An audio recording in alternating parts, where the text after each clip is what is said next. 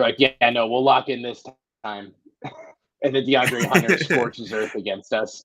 Yeah, he absolutely torched us. I'm gonna send this tweet in here too. I bookmarked a couple tweets to share in the chat to set the stage here. This one I thought was interesting. I don't know if you guys saw this. First time in exactly 12 years that the number 1 and number 2 seeds from both conferences are facing off on the same day. Number 1 Cavs versus the number 2 Celtics, then the number 1 Thunder versus the number 2 Rockets, which is kind of wild to see. Houston, number 2 right now. But it's a really weird stat that I thought was interesting that it happened 12 years ago to this day. If you told any of these of any of the Cavs, Thunder, or Rockets fan bases in 2020 that they would be in this tweet, right. I think they would all pretty much doubt that. We'd be like, wow, Colin Sexton really developed into a star, I guess. Jetty really took the next step. Yeah. I guess Okoro was the next Kawhi Leonard. I didn't think Yabusele was going to really do that for us. The Yabusele minutes, man. From the Olympics, everyone was so into it. He's been doing good for Philly, I guess. I've heard. I mean, not that anyone in Philly's doing good, but it's like him and Jared McCain are having good seasons despite the dumpster fire going on. Life. He's having a good season. You see that video of him with him in the snow? Yeah. He's really vibing. It's so funny the contrast. He's just incredible, man. He's living his best life while the rest of the Sixers are just it's been a nightmare, and he's just walking around in the snow. I'm sure his teammates are so enamored with his presence. I'm surprised, speaking of Colin Sexton, the Colin Sexton report hasn't come out about Jarrett McCain yet, where it was the 2019 Cavs, and they're like, they all hate Colin Sexton. They find him very annoying. All the veterans just shit-talking Sexton. Mm-hmm. We got Sam Hauser in the starting lineup for Boston tonight. You might get some Sam versus Sam at some point. Will we get some more Tyson, though? Honestly, if it's between Tyson and Niang, I'm already getting to the point where I'd rather have Tyson out there at times. Not full-time just yet. Niang could definitely have a good game tonight, but man, Niang's been bad the last few games. Yeah. And at least Tyson's trying hard on defense. He hasn't given anything offensively, but he is playing hard on defense. Yeah, I feel like with Tyson or with Niang, it's a little game script dependent for him. Yeah. I feel like he's one of those players that if you're pouring it on, he's good to have out there because he can just contribite with the kerosene. But then if you're behind, you're kind of asking a lot. You're kind of putting him in the same box as last season. Where it's please hit those threes. I'm assuming Niang is still going to be, off the bench before Tyson, but I wouldn't be surprised because Tyson didn't play at all in the last Celtics matchup. Wouldn't be surprised if he gets a 2-minute burst here, depending on how the game's going. What's your key to this second game based off their first matchup? Not even based off the Atlanta games. I'm gonna say it's two things, and it's kind of the same as last game. They need to dominate the paint because Boston doesn't have any rim protectors, which they did the first game. They did really good in the paint. There we go, Jared Allen with a nice throwdown. But then they got to defend the three-point line. And I know Boston's every team in the NBA is trying to find a way to defend this team, but can't let them shoot whatever 60% they shot last time, right? You got to win. Yeah. You got to win those battles or at least keep them close. Mm-hmm. I feel like if they could focus on getting Mobley involved early and maintaining that, that's huge for them because I feel like the Cavs offense was really humming against the Celtics when Mobley was getting really involved. They were actively searching for him on mismatches. And then obviously Darius would probably get the drop again from the Celtics. So if they could if Darius just becomes last game was obvious. Last time they played was F level production, but if he could get to even a C, they would have won that game. If he finished with 12 points on instead of 21 shots, 13. It's just it would have made all the he emptied the entire clip and did not hit any of the bullets pretty much. Yeah. Yeah, and I agree with your Mobley point. I actually placed my monthly $1 bet when I decide once a month to place a bet. I bet $1 on Mobley to score the first basket. He scored the second basket tonight. So that's how it goes. Damn.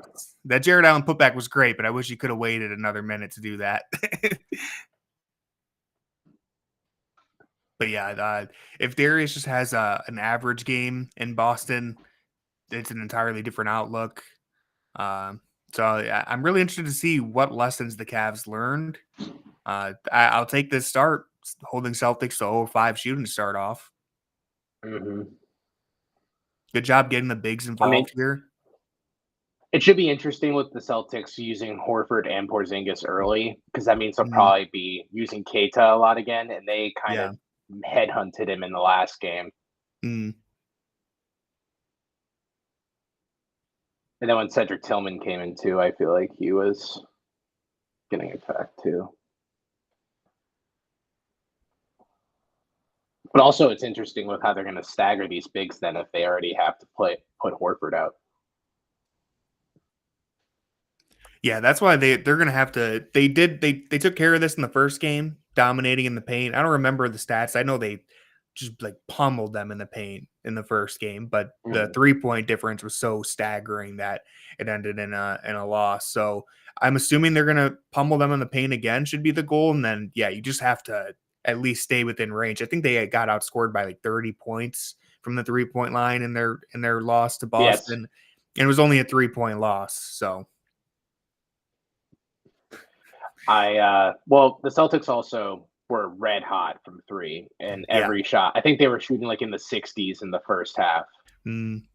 Just scorching hot. Everybody. I think Al Horford was 4 or 5 on top of like everyone else just knocking down shots. So Tatum and Brown were getting involved. yeah. We got like ultra aggressive Tatum, which is not fun to go against. Good start for DG. I was going to say, I thought his foot was on the line.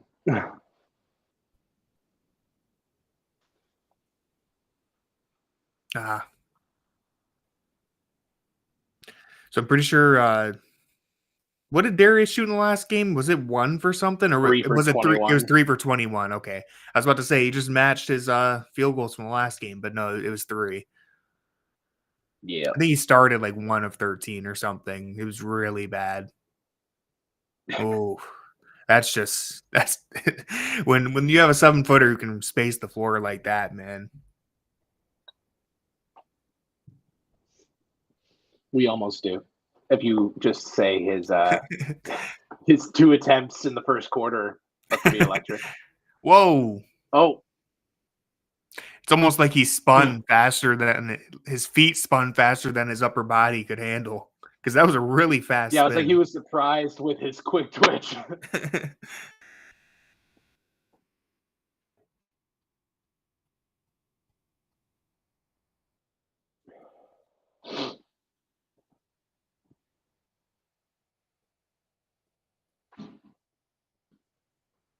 Oh. And that's what Boston can do. Back-to-back threes right there. Yep. And then suddenly you're like, wow, this game's a lot closer than I thought it was. Nope.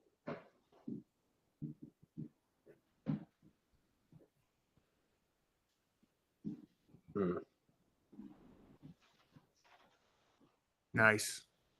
So the Cavs guards already, it's very early, but already doing a better job of setting the tone here, getting some points on the board. Really good, just beating that mismatch, using your speed, using your body, get some separation. It took the Both Cavs too Donovan, long to be physical last game or the yeah. last Celtics game. They did I'm just Both going of to them pull up in struggled. transition. Yeah. And it's nice when those Donovan shots go in transition when he just pulls up from three. But if he doesn't go to the rim at all and he's not knocking those down, that's not Donovan Mitchell, you know? Exactly. Yeah. And like I know Darius gets rightfully so, got most of the heat for that first game, but they both really struggled to set the tone and get to the rim in that first game. And already we're seeing a better process to start.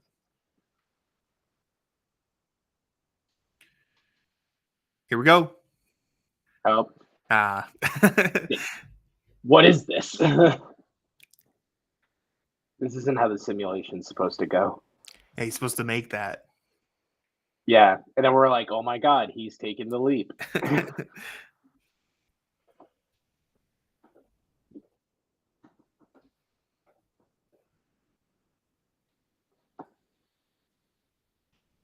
We had good results on the poll. Only one hater. I'm gonna guess that was Jackson, but I can't confirm. That was me.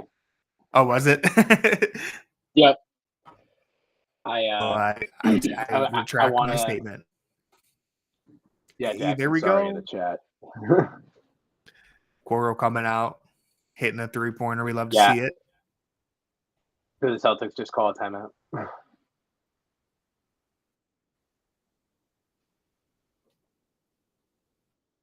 Exactly. I knew someone had to be you had to split counterbalance the vote. It's called hedging your bets here. Oh, that Garland too was a 3-pointer. Nice. It looked really close. They just added a point though. Was online. I guess. Yeah, it looked really, really close. Nice. Oh man. Oh no, please. No. That's just so unlucky. Goes from a great block to a 3-pointer. It's like, honestly, just let him take that. Ooh. Oh. See, that's what makes the Celtics so difficult is Kristaps Porzingis is in a drop right there, but you still have Drew Holiday, who even in a 2-on-1 defending the pick and roll can navigate the screen, contest from behind, and get a block. I know a lot of people were really frustrated with how the Cavs guard struggled, but sometimes you also have to tip your hat and just recognize this Celtics team is just a buzzsaw defensively. Mm-hmm. It's not an offense.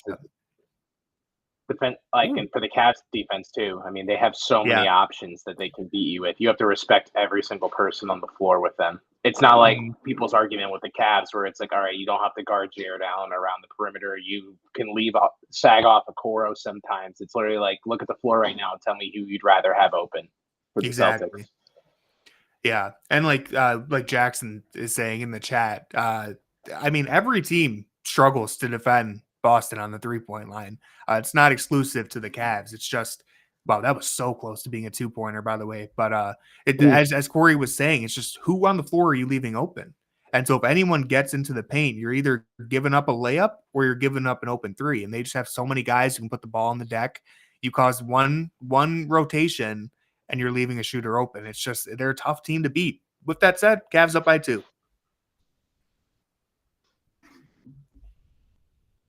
I think that makes the Cavs process pretty impressive. I feel like more times than not, they often have players that you can kind of shy off of on offensive possessions, and they still can go toe-to-toe with a team that is just a firing squad. Mm. Kind of shows that their defense can kind of still keep them in games because by every metric of the first matchup, they were outclassed offensively.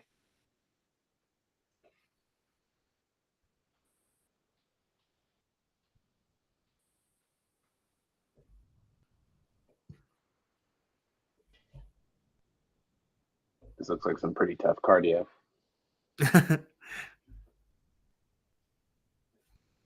Yeah, so the Celtics, they rank 27th in opponent points in the paint, so they give up the 27th is bad. You want to be higher up. They're one of the worst teams in terms of defending the paint. The Cavs are 4th in paint scoring.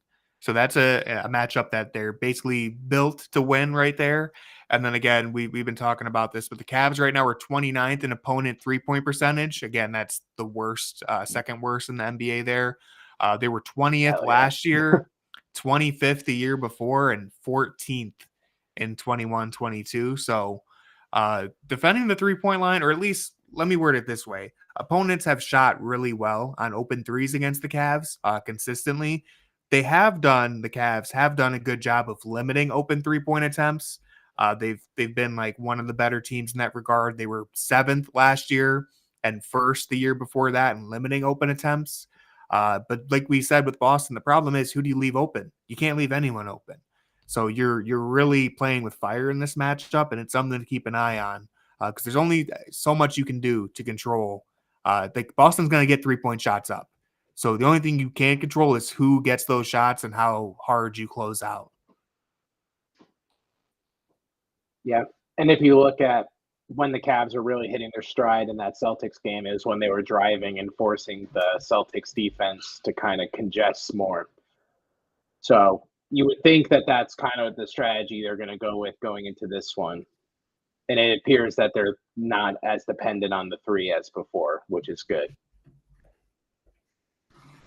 But also, it is fair to note that we basically were without a lot of our bench players in that one. So it was very starter heavy, and then Craig Porter Jr. out of nowhere.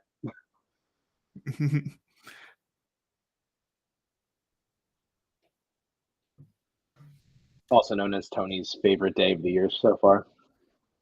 So far, yeah. It was a masterful performance. Hoping for a repeat. A sequel. All right, we got Niang out there. I'm not mad at him in the post. I think he can defend in the post. I mean, that's it's just solid defense. Yeah. It's just KP is good. Yep. Shoot right over the top of I feel like when Niang looks in the mirror, he sees Kristaps. Oh, Luke Cornett's out there too.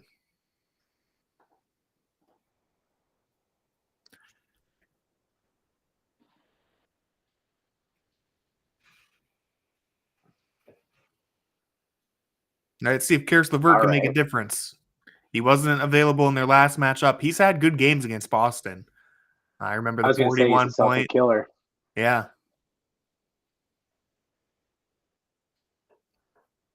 See, I like that the Cavs just switched that action. Last year, they really would try to avoid switching it. You end up getting a pretty easy jumper for Tatum, but it avoids giving up an open look for three. Ooh. Ooh. It's a little ugly. An unnecessary step back fader is a little rough. Oh. Good contest. Whoa, man. Peyton Pritchard's like, I can make that. They have a Ty Jerome of their own right there.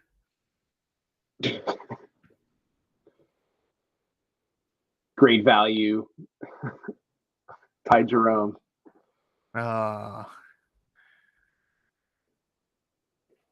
See, that's a situation where Niang just needs to pass the ball out, man. You don't got an advantage. You have a 7-footer on you.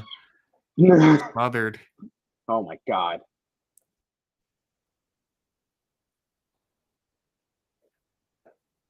Here we go. Come on. Oh, you know it. Got to knock it down. Oh. We needed a bang. Oh, yes. A much-needed bang from Niang. I got to say, the minute there was a sidestep involved, I got worried. Petrified. I got a little nervous.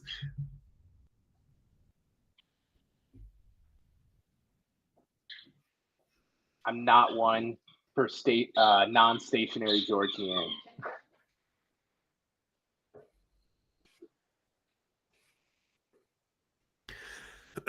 Yeah, on YouTube, Nate says they're going to ISO Garland all game again. Last time Garland actually played excellent defense. I agree. He was really good defensively in that game. Like all things considered, as good as a 6'1" guard can be. Switched onto an island against like Jason Tatum and Jaylen Brown. Tonight, no Jaylen Brown, so it makes it a little easier for Garland. But we're probably going to see him switched on to Tatum a lot. And all you got to do in that situation is just be annoying. You just have to be annoying if you're Darius Garland. Make it so that you're not easy to pick on. You're getting into his chest. You're being physical. Tatum got a pretty easy fall-away jumper there. But, again, the Celtics play the math game to perfection. They want to shoot threes and get into the paint. If you're forcing Tatum into a mid-range fader, it's a pretty high percentage shot considering, Garland can't get a hand up to contest it. But the general process is good. If you can keep him out of the paint and get him off the three-point line, that's the battle that you want to win. Yeah, and the Celtics are a team that can really do that. And, I mean, they're just for as much credit as they get for being a great offensive team, their defense is pretty hard to match up with personnel-wise, too, at full strength. I think they actually kind of match up well with the Cavs right now, considering the fact that they were running the two bigs to start the game. But it's hard when you kind of defensively have to keep an eye out for them. They're also a taller team when healthy than the Cavs by a decent stretch as well. Yeah, which is always so funny to say when you have the front court that the Cavs have. Yeah, it's always weird when the other team is still taller than you, even though you have two bigs out there. But the Celtics are just, man, like I still think they're the team to beat. I know that a lot of Cavs fans got really excited after the 15-0 start, but this Boston team is still just they're a tough team to beat, man. I think I understand why all of us hate the Celtics, but I think some of it has caused us to downplay how like perfectly like crafted this roster is. It's a really, really tough team to beat. There's not really any holes you could point out. The fact that the Celtics can be in the position where they're in, where they're down their all-star Jaylen Brown, and they're without Derek White, and this team is still filled to the brim with talent. If you like have to point out, well, I don't know how much faith I have in their 8th, 9th, or 10th guy, then you know you're in a good spot. Razor thin margin for error when you play against them.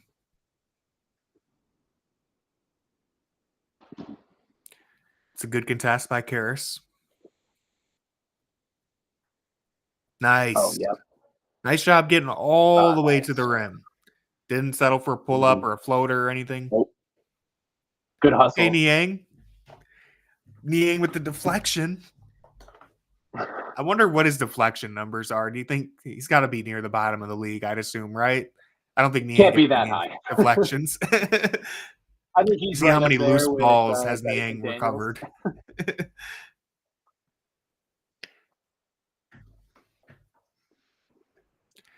Jackson hating on his favorite player. Maybe he's trying to inspire him. Yeah. Oh, man. Nice. It's like reverse psychology. He's like, Sam, I love you, so I'm just going to, I'm going to inspire you because when your biggest fan becomes a hater, you have to earn them back.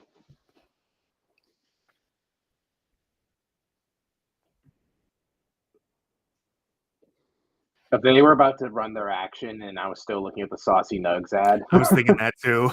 I was like, wow, they're really taking this to the next level. Let's play a 20-second ad in the midst during the game. Oh.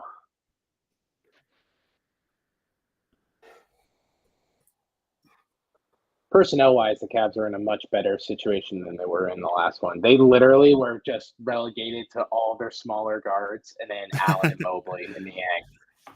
Yeah, there was no LeVert, no Okoro, no Dean Wade, still no Max Strus. They were out everybody who could even pretend to be a small forward. Yep. Going against the team that has like 8 small forwards. The team that plays small forwards basically at 2 through 4. Yeah, it's ridiculous. I mean, Sam Hauser's their shooting guard right now. Yeah. I mean, even Drew Holiday can scale up better than a lot of the Cavs guys can. Yeah. Cavs legend, Luke Cornett.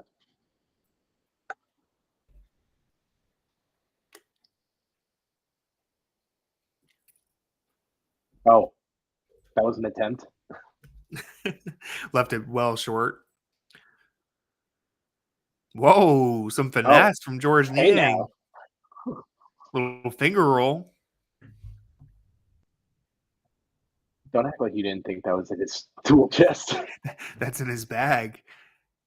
Much better opening quarter for the Cavs compared to their last game against Boston. Good job for Last time Mobley. I felt like they were kind of matching the Celtics' pace, and it feels like this one they're still playing within their own. Yeah, they're controlling it a lot better. Nice. Oh, I feel like LeVert always just like makes the harder ones. Yeah. It's like it's got to be off the dribble. Yep. Hand in the face, kind of leaning back.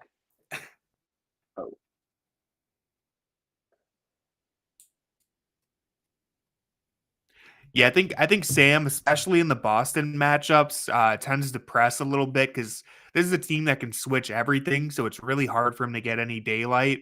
And so when he even gets a little bit, he kind of forces it up because he is out there to shoot. And so he's really hunting for a shot at times. And his only attempt this game, I think, was like a relocation step back. So I don't like Sam in this matchup very much. He hasn't had a great game against Boston. No, and it kind of reminds me of the playoff series where they're really just trying to force his looks. Felt like all the actions that they really ran were for Strus and Sam. They didn't have a lot of natural ball movement. Mm. Yeah, Sam's minutes have been rough for a little while. He hasn't. I think he had that one good game against. I'm forgetting who it was against. He had a good game earlier this year where he had 17, I think, but really To the just hasn't. Lakers. Maybe he just hasn't been good. Like I don't know how else to say it. He hasn't been. He's shooting a decent percentage still, but it just hasn't felt the same as it was the last year. Feels like he misses all the momentum swinging shots. I can't wait to have Max Strus back because I tweeted this, but he's just like a polished version of Sam. He's not as good of a shooter, but he's almost more effective, if that makes sense. Like I trust Max Strus to have a big offensive game way more than I trust Sam Merrill. I think Strus is more consistent in terms of just you have him out there on offense and he's coming off screens, he's putting pressure on the defense to chase him, and he can put the ball on the floor and create stuff, which is the struggle that Sam Merrill just hasn't been able to do. Max Strus' playmaking, his ability to drive, his ability to get others involved, he's going to kill in this starting lineup, I think, in Kenny Atkinson's offense. Guess how many times this season Sam Merrill has scored over 10 points? I'm going to say twice. It was 3 times. Oh. 2 of them are against the same team, the Milwaukee Bucks. Okay. 17 and 12. That's what it was. Yeah. And his most recent double-digit game was in the NBA Cup game against the Hawks. No, the Wednesday game against the Hawks, 10 points. Oh, yeah, man. He just hasn't been effective, and he's very limited in other areas of the game. Defensively, he's done his best defensively. That's not even my concern. It's just offensively, he's kind of becoming the type of player where if he's not hitting threes, he's not doing anything on offense. To be fair, having him out there helps with spacing, but like it's almost like the Niang sense, just on offense specifically, where if he's not hitting threes, he's just kind of standing around. Yeah, I know. And last season, that was something where the Cavs were looking for players who could take threes. So Sam was very valuable. And now that a lot of the players are shooting the three well, it's not okay, let's just keep jamming this triangle block in the circle hole and eventually it will go through kind of thing. I will say I am kind of surprised on what his actual 3-point percentage is for the season so far. Because it feels 37% when I looked. I don't know if that was before or after the Hawks game. Okay. That seems so much better than it feels. That sounds better than it really feels like he's shooting like 29% or something. Yeah. And I think it's because he misses, to me at least, it feels like every time they get like a momentum swinging shot and he's open, he just leaves it short or something. But we did get a double bang already. Don't want to let that go unnoticed. We got our second bang already. He also was just summoned to go guard Kristaps. I can imagine how disruptive that was for Kristaps' shooting. It's not even like eye level with his chest.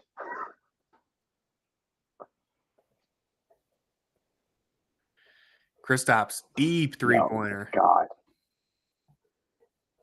The surprising thing about Kristaps is how much of a laser his shot is. I feel like really good shooters outside of like Ray Allen usually have a lot more arc on their shot, and Kristaps just shoots these missiles. Yeah, it's wild. That first circle was nowhere near whatever they were trying to draw. Brad was like, "Let's go." Oh, wait, new footage. Whoa, that was a nice drive by LeVert. Threw that high off the glass. Did Brad just say Porzingis is not a shot blocker? Um, Brad sometimes just says things, man. I don't know what.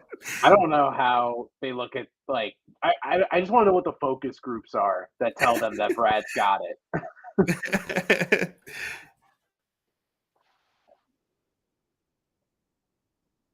I'll tell you what, though, Drew. He's more of a defensive guy. He's not really a scorer. Never has been.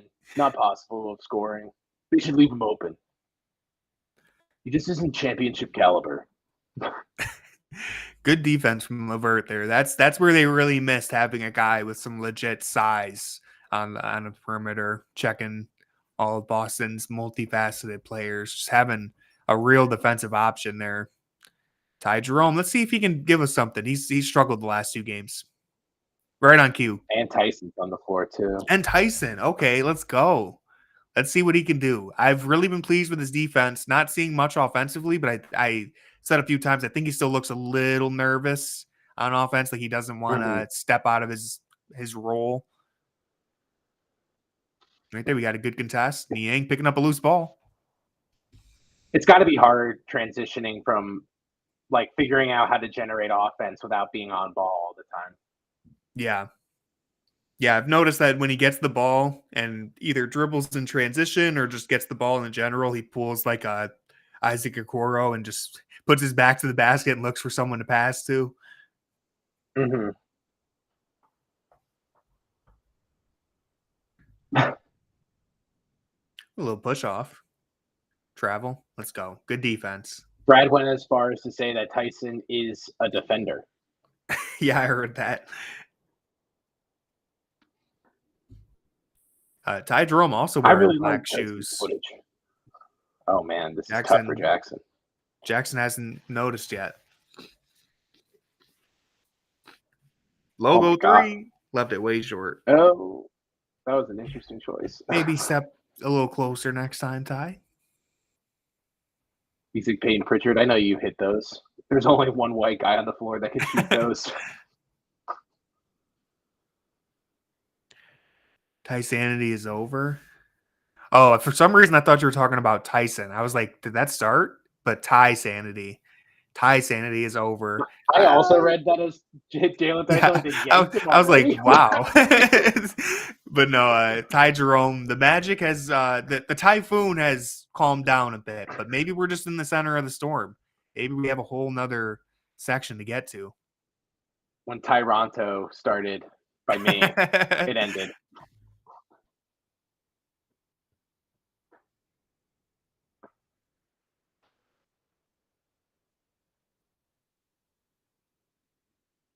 All right, Niang's kind of working the glass right now. I think he's got a couple rebounds just by tapping it to his teammates. Oh, that was nasty. Triple bang. Nice. Triple bang. Oh my God. George Niang. I retract that I retracted my apology. It turns out you can coexist with Jalen Tyson.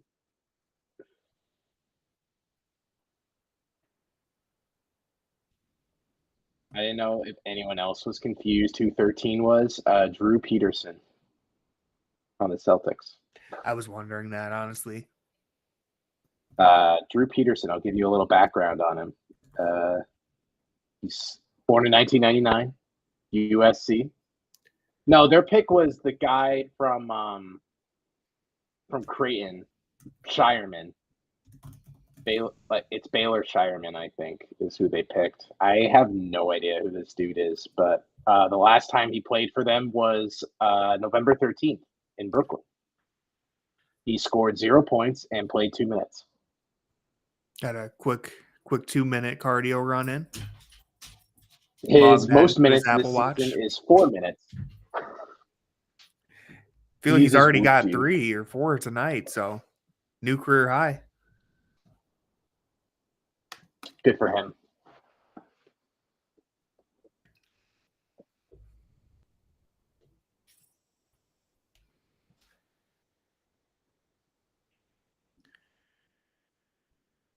Do you tell your friends that you're one of the inflatable guys, or do you just keep this like your identity a secret? Oh man, I don't know. Do you think it's the same person in the same costume each time? Like the polar bear guys, it's always the same person? I would hope so, because if they reuse that, the amount of sweat that's probably trapped inside that thing, I can't imagine they have good air control. Oh, damn, dude. And they get to be with the wine and goldies? Sign me up.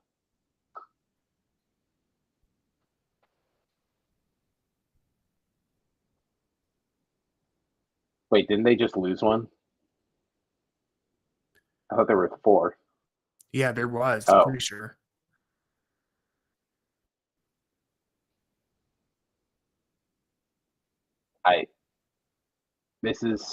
I'm glad they cut away from that. This was getting a little weird.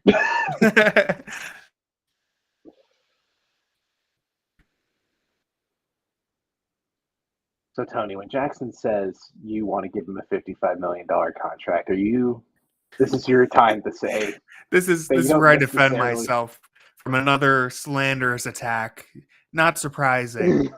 But Jackson had me write a story on the potential like paths for re-signing Ty Jerome. There's like the signing him to another $5 million contract. There's him leaving in free agency, or there's us giving him as high as like $55 million. Which, to be fair, I did say in the story, let's not get carried away just yet. It's only 20 games, so let's not give out a contract in November. But Jackson doesn't care about the truth. He just cares about slandering his coworkers. Friend. It's okay. It's okay. We understand. Jackson gets how the content game works. Here we go. We're right back. Oh. I was hoping. It is weird how they kind of haven't. They have not. Oh. Well, there he goes. Get ready to learn. I already forgot his name. Of the year. Drew Peterson. Drew Peterson. Get ready to learn Drew Peterson, everybody. Oh, Evan. It's funny. Evan's not playing that well, but the Cavs are in the lead this time. Basketball is a weird sport, I feel like he's just not playing aggressive. They're not really looking for him, and he's not really looking for his shot either. Yep. Ever since he had that weird record scratch dribble, we haven't. The spin move. Yeah. He decided to take a break after that. He's like, you know what? This isn't me. Al Horford, man. What else can you say, Yeah, I know. Just took Jared Allen off the dribble for a really nice layup. Made us literally say the same statement like a split second apart. Oh, I hope he didn't just hurt himself. It was like an awkward plant when he jumped there. It looked like a no contact. Maybe he stepped on his foot. Let's see. No, it's got a really awkward plant.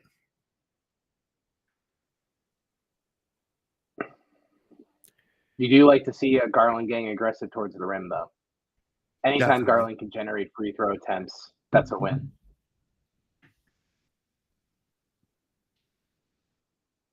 So, Tony, with Black Friday and Cyber Monday, it feels like an opportune time to buy a camera.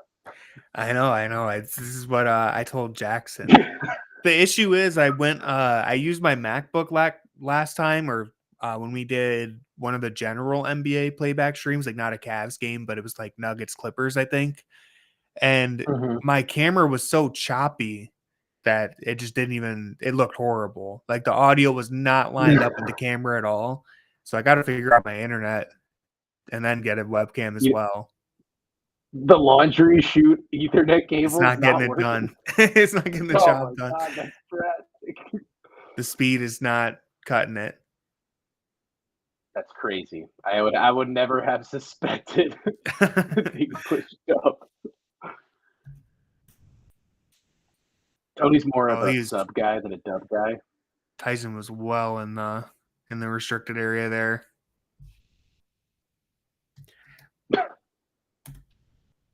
It's weird because he's such a defender.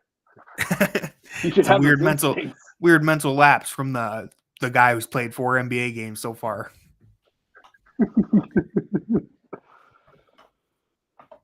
He'll be like, man, that Tyson guy can dribble with the ball.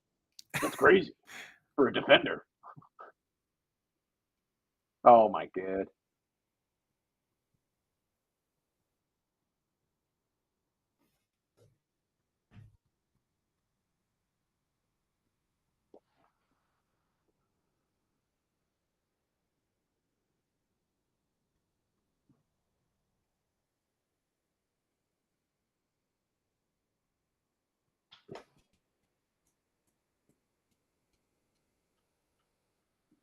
Up, Tyson was subbed out for Gilbert. Oh,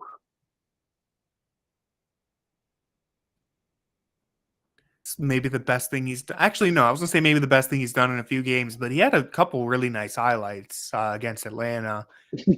Not a great game in either performance, but he had a couple nice like coast to coast, the classic Ty Jerome picks someone's pocket, and then goes all the way. yep. Earning that 55 mil one way or another. How many players in the NBA do you get to until you get to Ty Jerome when starting a franchise? Oh man, I don't even know. We were gonna be here for a while trying to figure that one out. You got Luka, Giannis. Yeah, I see somewhere in Wemby, like I the guess. Jokic SGA Jokic. tier. Yeah. Good job from Darius When's the right last there. time you saw SGA pick someone's pocket and destroy Toronto single-handedly?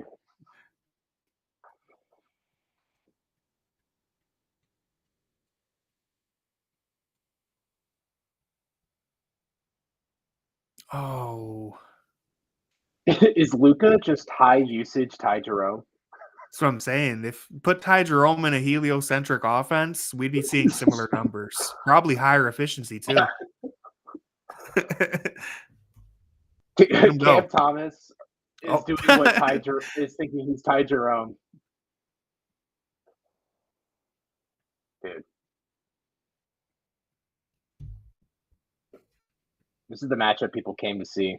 Peterson Okoro.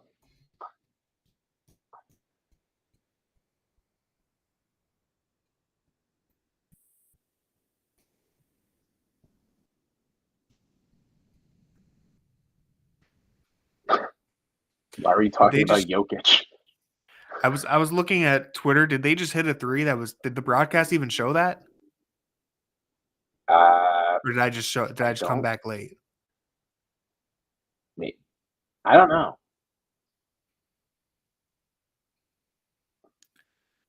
FanDuel Sports Network up to business as usual. Much better game from Garland already.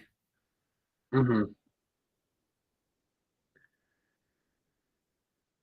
Yeah, no, I think Jackson just confirmed. I think Boston just did a three and the broadcast didn't even show it. They were showing like a replay or something. Wouldn't surprise me. I just saw on the scoreboard it's that 3-pointer, and I was like, did I miss something? Oh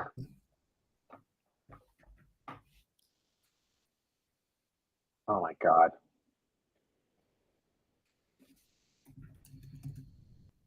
Oh. Dude. What is this version of Ty Jerome right now? Where is the real Can Ty you tell Jerome? Ty Jerome? Ty, don't even think. Just shoot. Oh, my God. You leave him open enough times, he's going to hit him. Yep. God, Brad, you always offer the insight. I don't know if you know this, John, but the Celtics like shooting threes. It's kind of crazy considering they really like to play defense.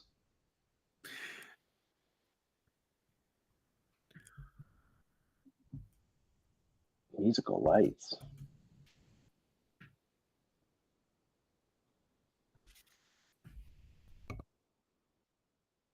Well, that's crazy. I stopped watching the Eagles-Ravens game when it was 14-9.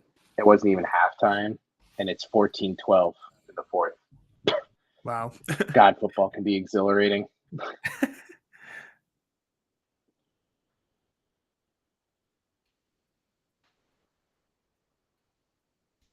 Tackle. The dude just like trucks the girl to get to that spot. He's wearing the Larry Markkinen jersey. Okay. All right, dude. Didn't know there were diehards in the building. Is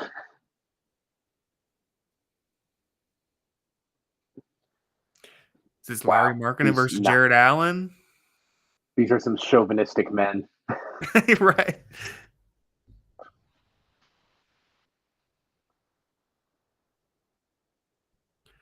All right, so far, George Niang is leading the Cavs in scoring with 11 points. Darius Garland has 10. Donovan Mitchell has 5. Karis LeVert has 5. Ty Jerome has 4 points. He's at -7, though. He's got a turnover, and he's shooting 1 of 4 from the floor. Not really the best Ty Jerome minutes. And then the Celtics if questionable shots could subtract points, you'd have 0. Yeah. I was surprised he had 4. I guess he got the 2 free throws and then that floater. But Boston's being led by Porzingis and Tatum, both have 12 points. So you're giving you a top-heavy roster. They're shooting 8 of 24 from downtown. Boston is 33%, which is much better than the 60% they shot in the last game. Much better for the Cavs, I mean.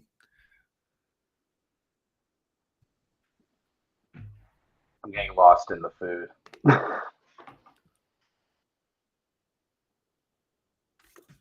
I'm assuming Brad is too. Brad's like, Brad's going to comment on the pizza. I can almost guarantee it. I don't care about seeing Darius Garland. I just want to see that stuffing.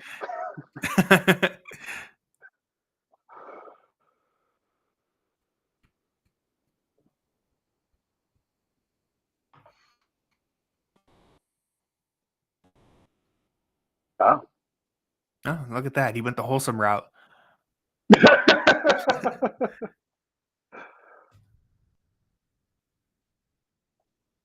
He really held that one back. Darius has been hit in the face. Yep. Timestamp.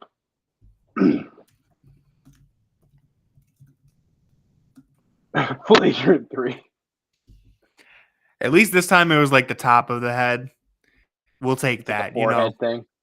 Yeah, that's an that's a part of his head that has not been hit very often. So it's new territory for him. Maybe it doesn't have callus, so it hurts more. It's not very high usage, that top of the forehead right there. It's one of the first times he's been hit there. We'll always take that compared to the face. I don't know. Can you make the argument that his face is more prepared for contact below the forehead? True. Maybe he's built up some muscle there. Some calluses.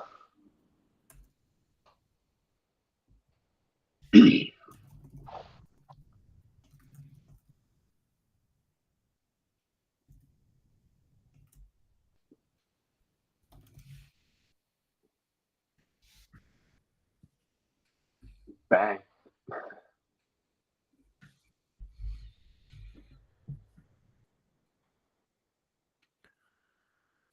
Cavs switch. They really want Darius on Tatum.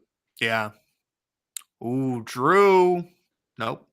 Oh, my God. They're playing that guy a lot. I didn't like how excited you sound. It's something you don't see every day, you know? All right, we got to get Mobley the ball here. He better eat this mismatch. Let him go to work. Oh. A little awkward game for Mobley. They could route him, but he was kind of stripped at the end. Mm.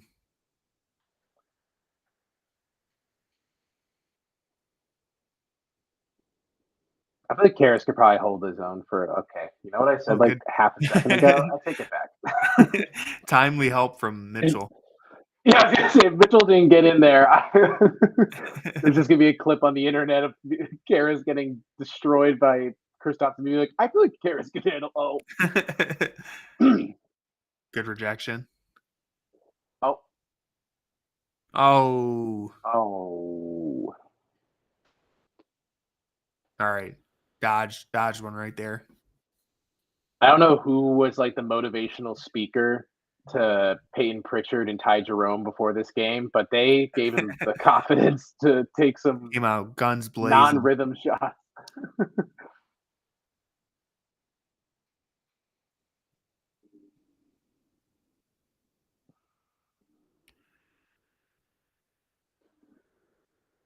Did Donovan get hurt, or are you just asking why has he been a little? He's been a little lackluster the few games. Is that what you mean?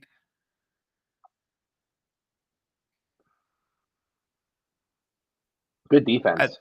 That was really good. I think Donovan's decision making has just been a little off recently. Yeah, I feel nice shot from DG and the kiss of death. Are the Cavs undefeated when he does the kiss of death? I'm gonna say yes, even though I'm not sure.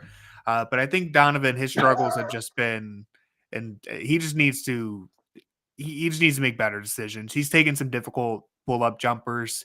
We saw early in the first quarter him getting all the way to the rim. Dan says his legs are maybe bothering him still. It matches the eye test. I think he's been settling for jumpers. Wow. Yeah, that was a tough shot. I think for Mitchell, it also is kind of this thing where I feel like it's the transition in his mentality too. It's probably hard when you're a score first guard to kind of not try to be the main point of emphasis on offense, but still kind of put your impact in as well. I feel like Mitchell kind of toggles, but he hasn't found the exact middle of being the entire offense and kind of deferring to when other players have stuff going. It feels like he hasn't found how to mesh with an offense that's humming.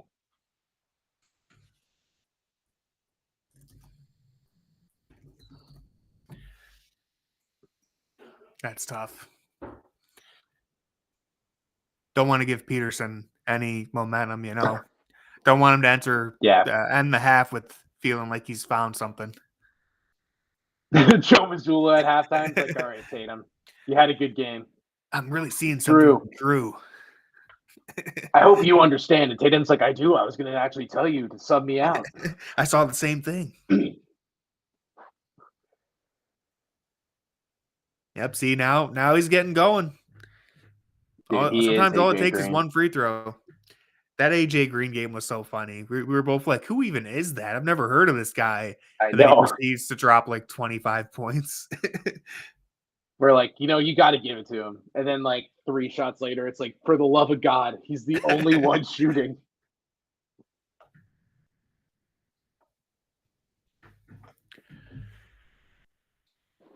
All right, let's see if Donovan can give us something right here. All the way to the rim, something good happens.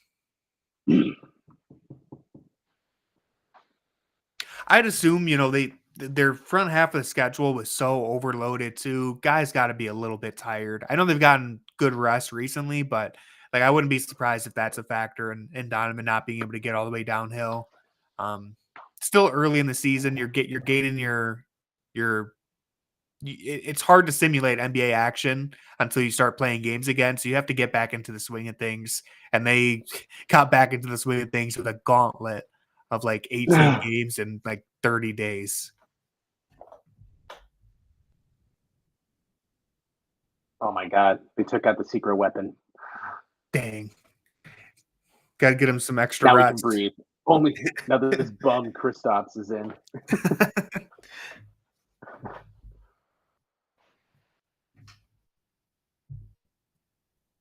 Oh my God. That's tragic. All right, Cavs going to halftime with a 2-point lead. Darius Garland looking much, much better than he did in that first game. He's already got 15 points. He's looked really good. Looking much worse than he did last game. Yeah. You'd hope that Donovan can turn it around. You'd hope that Mobley can turn it around a little bit. The big difference in this game so far, they're holding Boston below 30% from deep right now. Doing a really good job of contesting shots. And they're avoiding the barrage of 3-pointers that they got hit with last game. Yeah, getting them down to a manageable 29% feels good. Definitely doesn't feel like that's going to stay, knowing the Celtics, but we'll see. Not really a great Tatum game either. For as often as they've been hunting Garland in those switches, Tatum has not been performing the level you would think, or how it feels. It doesn't feel like anyone's really playing any of the stars are playing that good. Darius, I guess, the most, but yeah, it doesn't seem like anyone's really showed up just yet. A 1-for-8 game from Mobley, a 2-for-8 game from Donovan. Oof. If you said that the Cavs were shooting like that, would you expect us to be up by 2? No, that's why I said earlier, basketball is such a strange, unpredictable sport, man. Because you just never would have thought that everyone assumed that Mobley's like the key here against Boston. You got to get Mobley going, and he's having a horrible game, and the Cavs are winning. So it's just funny. Oh, we got Red Panda in the house tonight, according to Jackson. Jackson with the inside scoop. Legendary halftime performer. The longevity, never seen a halftime performer like this. Still going. Oh, there she goes.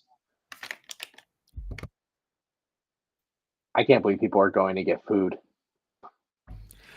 Yeah, they're going to be kicking themselves once they realize who's out there. People are going to start leaving You're line. telling me I already paid, but I knew I had to leave. I've gotten to see her at least once at the Cavs games. I don't remember how many times, but I know I've seen her at least once in person. Was your life ever the same? Nope. Wow. Chasing that high ever since. No amount of heroin could ever replicate seeing Red Panda in person. Dude, Moondog has no idea how honored he should feel. I honestly don't remember if the mascots usually help her. Is that how it usually goes? DG has locked up Tatum several times and is consistently taking horrible shots, and at worst is getting easy twos, not threes. Love the process / aggression from Mobley, but he needs to finish. I agree with that. They're doing a really good job defensively. Mobley, I will say the process is a little. He's been a little flustered at times, but overall, yeah, he's just got to settle down.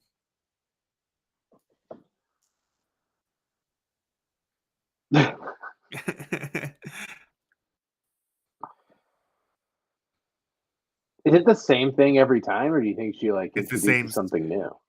I know it's the same song every time. I don't know. I don't know if she ever changes up the routine either. I think it's usually pretty similar. How do you also discover this is your talent? Oh, it's crazy. And yeah, Jackson's right. She's very high up on the unicycle. You can't really tell from the camera. Let's see if we can get like a comparison to the hoop right now, like compared to the basket if they zoom out. I mean, you see Moondog. She's like 2 Moondogs. He's like 7'2". Yeah. I mean, she's about 8 or 9 feet in the air, I would say. I mean, it took her a ladder to get up to the bike. Yeah. Moondog's just amazed. He forgot he was supposed to keep handing her plates.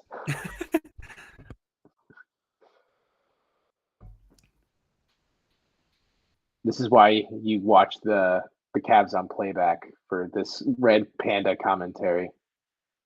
It's the best in the business. We're like the Brad Doherty of playback.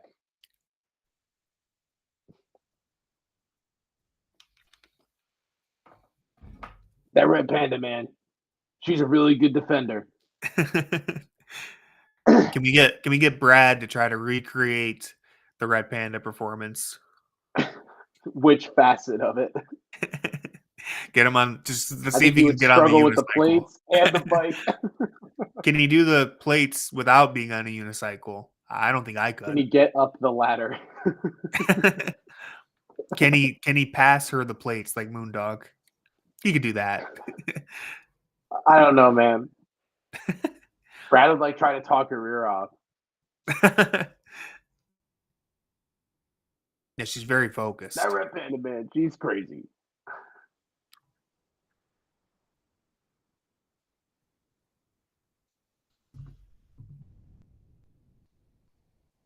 That dad was astounded. Yeah, I saw that. Oh. Wow. Iconic.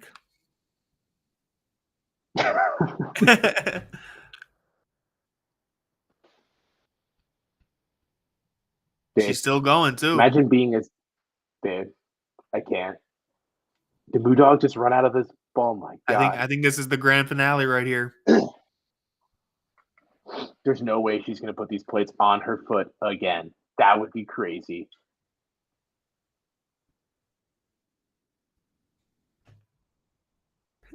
What if after all of that, she literally broke it on the non-necessary flip of the bowl? Yeah. I think I've only seen one clip of her messing up before. I feel like it was a couple years ago she messed up with something, and everyone was like, "Delete the footage. Let's all just agree not to acknowledge this ever happened." Redact it, redact it, redact it. That bowl looks a little The person who warped. posted it. Yeah, The it bottom bowl looks has a like little out of shape. it looks like it needs it so it can support the bowl Maybe. like from the bottom. Those were the I know about Red Panda. Those aren't glass bowls. They're plastic. Here we go.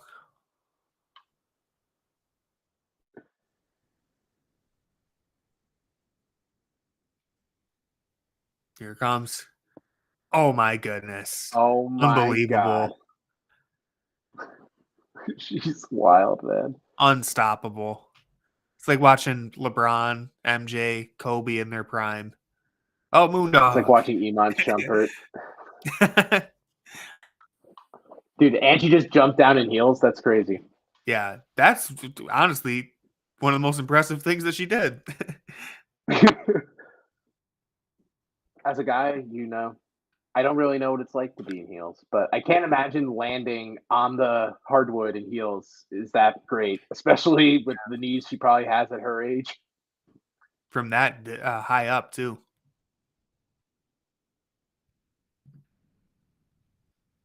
It's true. Which player has the red panda mentality, though? I'm going to refill my water during the half. I'll be back. Go for it. I'm going to take my quick break, too. I'll be right back.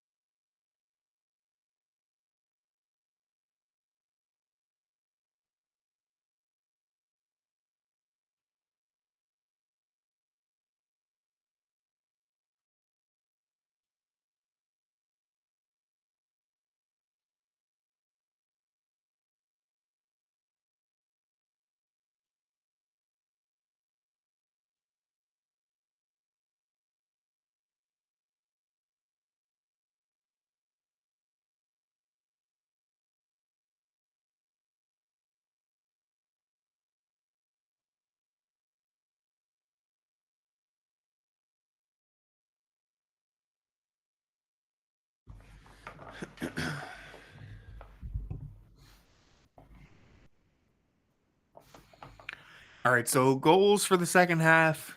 I already mentioned it a little bit, but you're going to want Evan Mobley to get going offensively. At least better than the 1 for 80 shooting right now. I said at the start of the game that the main keys are you got to dominate the battle in the paint and you got to limit them in terms of their three-point shooting. They've done a good job limiting the Celtics. They are shooting just 29% from downtown. I don't know what the points in the paint are. I can check that in a second, but you're going to want Evan Mobley to get more established. He only has 2 points. Jared Allen only has 4 points. They do have 17 combined rebounds between the two of them, which is solid. Mobley has 2 blocks. They're doing a good job defensively, but you'd like to see them get a little more involved in the offense. Mobley also has 3 assists, so 3 turnovers as well. It's been a little bit of a rough game for him. Garland is definitely leading the team offensively. 15 points, 4 of 8 shooting. He's had a really good start here. George Niang had 11 big points off the bench. They're only up by 2, so those 11 points from Niang went a long way. Karis LeVert also has 7 points. He's helped a lot. They're getting good contributions from their bench, which is something they haven't gotten in the last few games. But overall, the keys right here, they need to continue defending the 3-point line. I doubt Boston is going to shoot 29% again. You're going to get hit with a punch at some point. Hey, you never know, but they're probably going to get hit with a punch at some point. What you really need to see is Evan Mobley and Jared Allen get going a little bit. And also, it'd be pretty nice if Donovan Mitchell decided to show up. He's got 5 points, 2 of 8 shooting so far.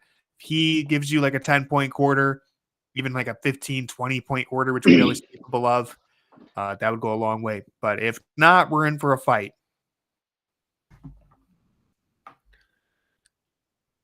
I would like the Cavs to kind of be more aggressive downhill than they've been. I think if you play the 3-point game too much, you're kind of going to lean back into the way the Celtics want you to play fast, so then they can just spread you out and wear you out. If you kind of take it to them, go to the rim, find a level of aggression that works for the players, I think that would help Mitchell a lot. I think that would help Mobley a lot. And obviously getting Jared involved, you have to go downhill more.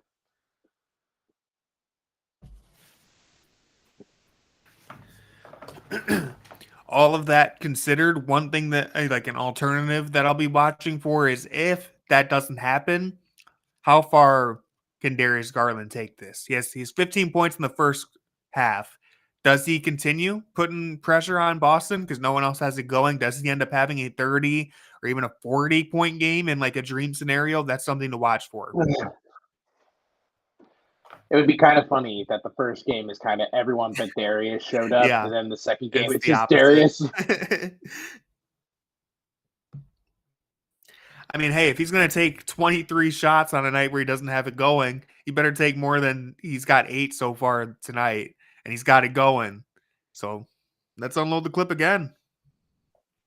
Yeah, in the preview I wrote for this game, the point I wanted to highlight was how is Darius Garland in particular going to respond? And in terms of that, I mean, you can't ask for a much better half to start than what Darius had coming off the heels of probably the worst game he had all season. Yeah. So, I almost wanted him to have a good game more than I even wanted them to win. Yeah, I want both to happen. Yeah. But just seeing him have a good game. Yeah, because it felt like I understood the approach he had in that first game. I thought I didn't really have an issue with like the decision making he was doing. It was just those shots weren't falling, and he was taking what the Celtics were giving him. I mean, they put him in the drop all game pretty much, and all season leading up to that point, he was knocking down those floaters and mid range jumpers. But he went ice cold, and I think that kind of shook him up a little when he felt like that was kind of taken away from him.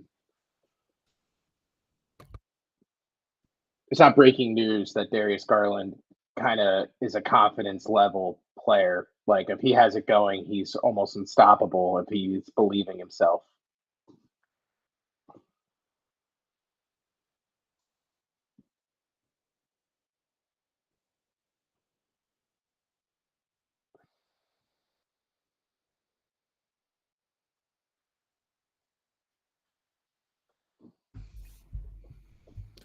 According to Twitter, I believe this was the 3rd time this year that Darius Garland was hit in the face, and if that count is correct, 2 of those happened in the same play.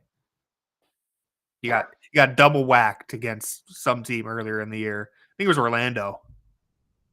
Yeah, I think so.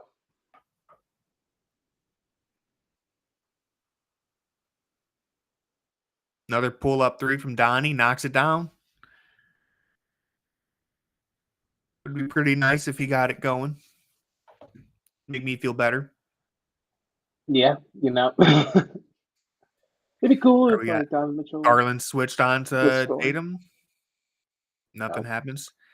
See, that's where good switch from Garland and Okoro, because you would have had Garland switch on to Porzingis there. I think that's what they were trying to get.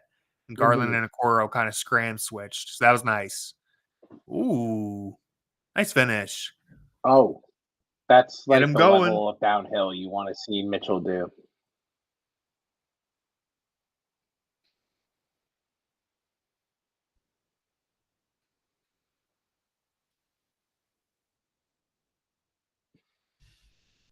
It's weird that the Celtics would want Garland on Porzingis because he's locked down Tatum.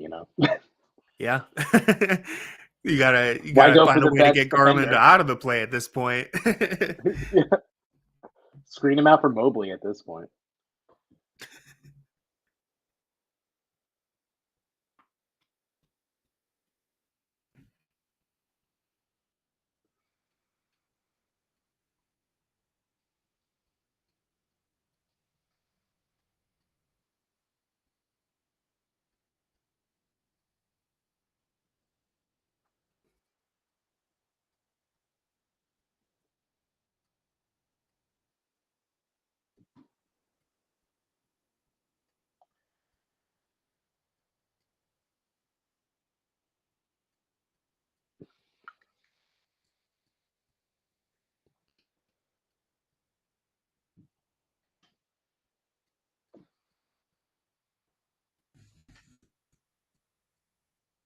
Nice. Nice There we pass. go. And that's where Garland establishing himself as a scorer goes a long way because now the defense is paying a little more attention to him. He managed to draw in a help defender and hit Allen for a layup. Mm-hmm.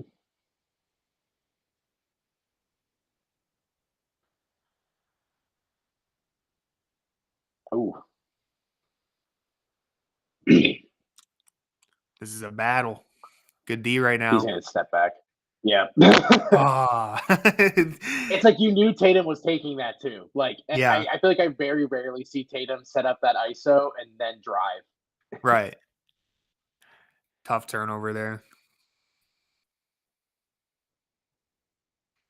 Nice. Oh, That was a nice. fantastic recovery from Mobley.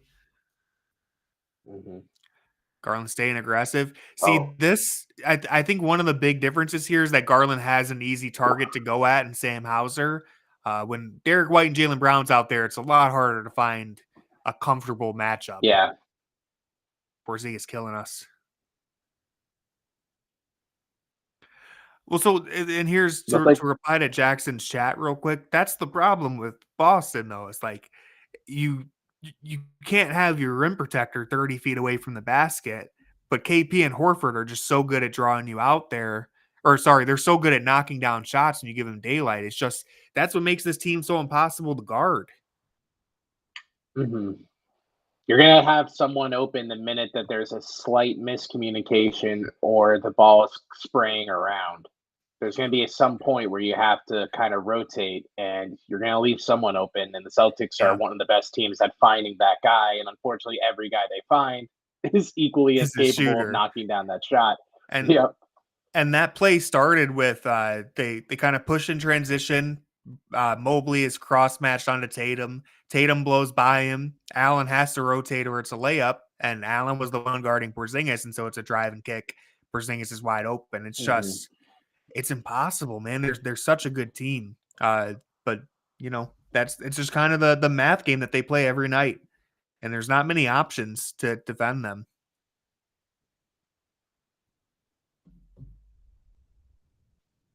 What happened to the wine and goldies? Yeah, bring him back. I think they would have loved this Kendrick song.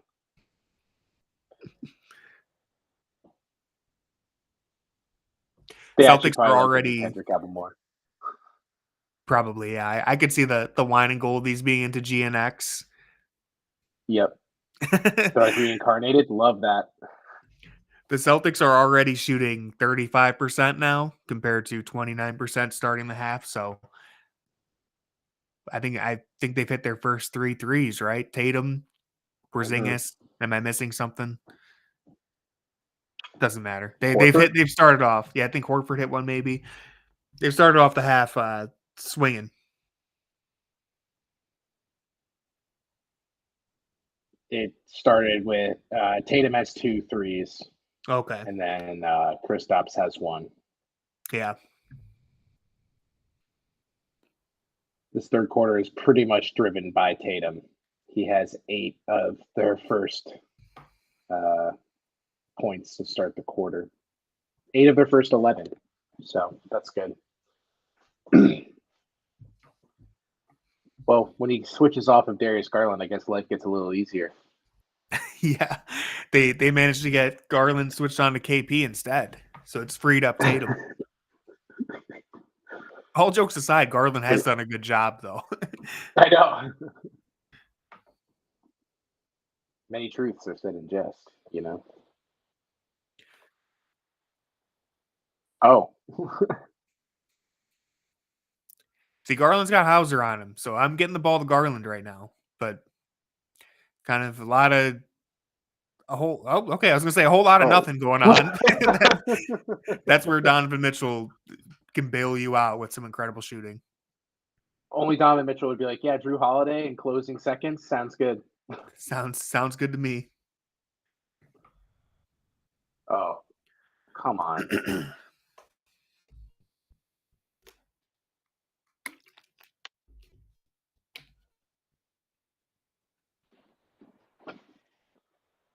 I think one issue that we're seeing with the Cavs over the last however many games is they're kind of falling into this problem that they had the last few years before Max Strus joined, where you're playing a lineup with 3 non-shooters. Coro has improved, but he still doesn't get defended. And when you don't have Dean Wade or Max Strus available, you kind of get stuck playing these lineups with the Coro and the 2 bigs, which are good defensively, but really limited on offense.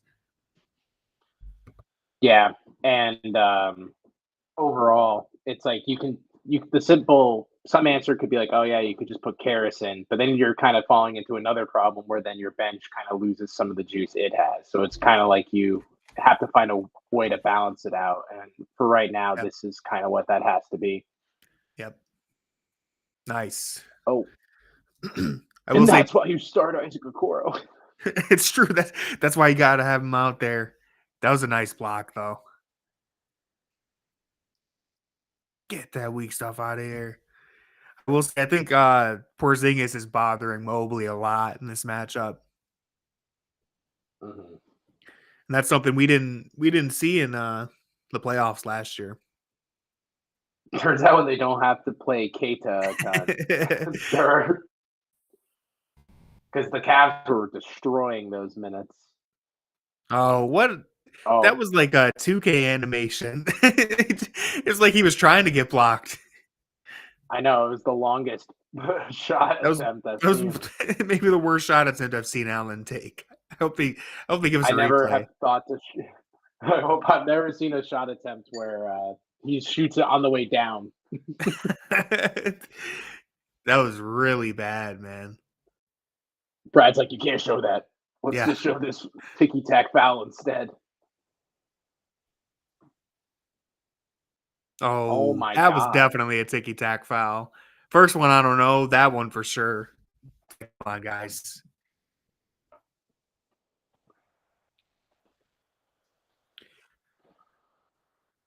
It's like, come on. This joint. Oh, John Michael. Oh my God.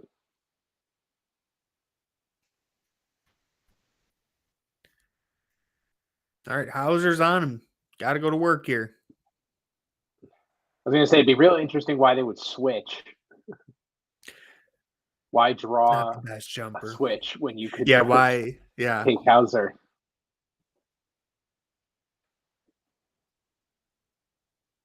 If anything, get the ball to Mitchell on that Garland screen for him. You get Hauser on to Mitchell. I know.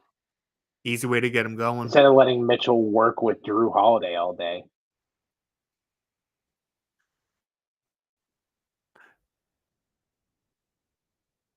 Yeah. Nice. Even if you can just get Holiday to trail like that, I mean, it's evident that Holiday's not switching. But got a 10-point quarter from Mitchell. Work around a lot of the screens. Here we go. Going at Garland again here. Another. Oh. They switched off it and then just left him open.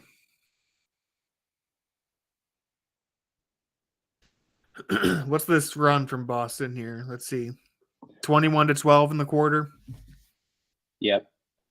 Only down 7. Gonna have to stop the bleeding.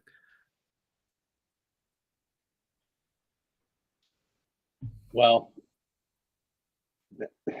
I'm trying to see how many threes they've hit in this quarter alone.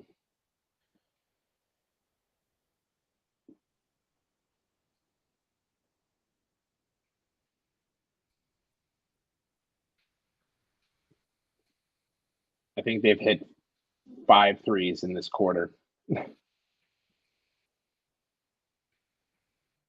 Yeah.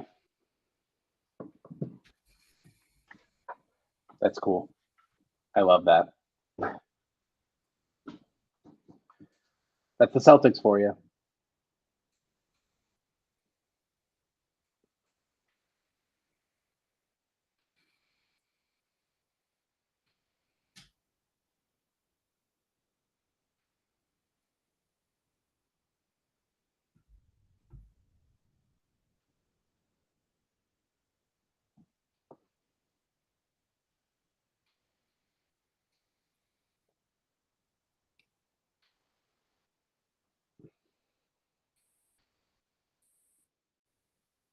Yeah, it's a little frustrating that Tatum is able to push off as much as he is. I see some people complaining about that. At the same time, it's kind of been a thing in the NBA forever. Star players get away with stuff. It's frustrating, but it's nothing new.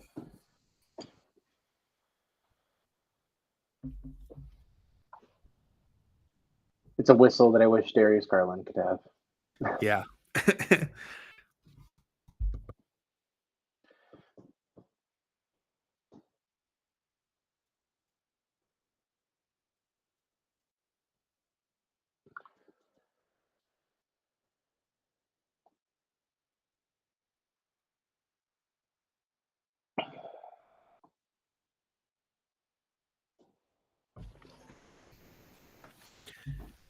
Nate on YouTube says, I think Allen needs to ride the bench versus the Celtics. Nothing against him. Just his rim protection is useless against them. I do think at times the two big lineup is rough against the Celtics. The problem again just always comes back to Dean Wade. You need Dean Wade. It's hard not to play him. It's hard not to play Allen and Mobley when you don't have an alternative outside of George Niang. You know, Niang's been good this game, but still, like that's just that's the conundrum.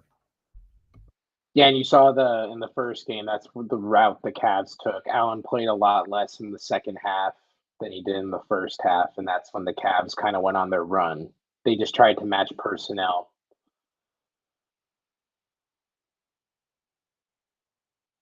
When they put Niang in at the end of the game instead of Allen, I believe.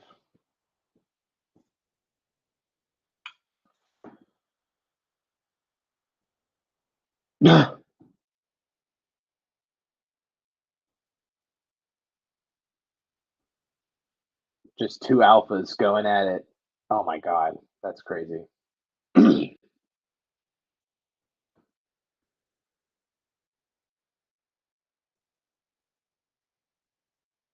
Interesting. All right, Karis.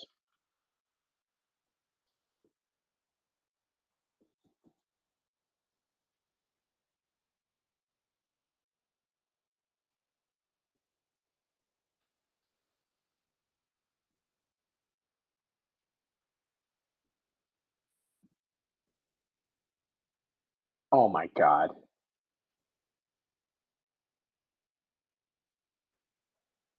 Oof.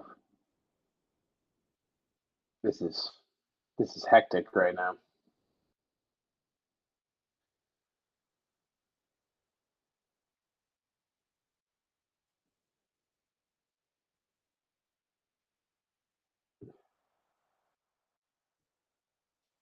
This game is drunk right now.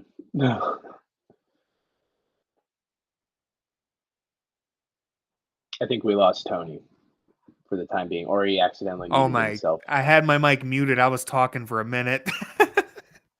I was You're like, talking about that George Niang drive on Porzingis, where Porzingis is just standing there vertical, and Niang's like, "I'm going straight at him, and I'm not even gonna get over a phone book when I jump." I don't know what the hell that he was thought was gonna wild. happen on that play. It was great because Karis LeVert drives in, sees Porzingis is there, Yep. and he's like, "Nope, I'm gonna kick it out." Niang's like, "You know what? I'll do it. I'll challenge him." Yang's like, I think he was fired up from bumping elbows with him on the other end, being like, I can take this guy any day of the week. Get ready for peak athleticism, buddy. Hello, Pepe.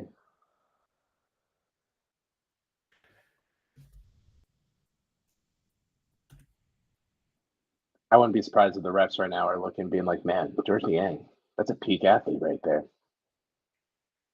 They're not even watching the Pritchard foul.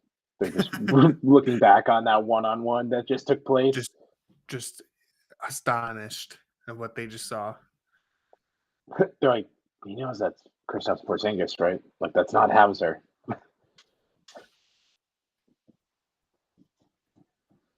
Wow, spoiler alert, Jackson. Jackson scolded somebody for spoiling things, and now look at him. The last stream he scolded Danny for spoiling a play, and now he's just Danny, not Dan. We have another Dan, a second Dan in the chat usually. I haven't seen him here today. Yeah. The Dan Empire, the Dan Industrial Complex is just really pumping him out.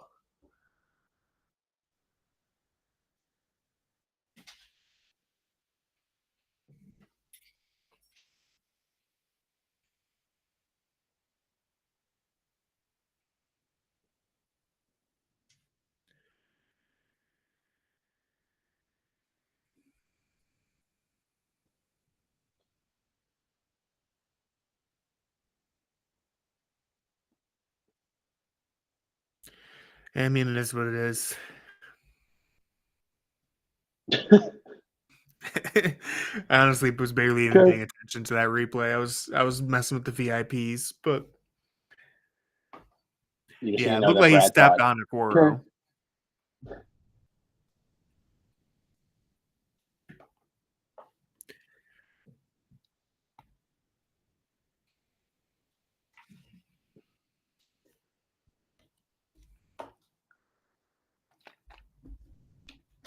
Another Ken Gamely Kia commercial. Let's go. Dude, she can afford all the slots she wants. Really eating up the free throw slots. They've made a home for themselves there. We got Sam Merrill back out here. See, if you watch Sam Merrill off the ball, when he comes off those screens, they switch everything. So he's never open. He almost ended up open there after the drive and kick. So that's why I paused. But next time down, watch Sam Merrill off the ball. It's just, you can see why it's so tough to play him in this matchup.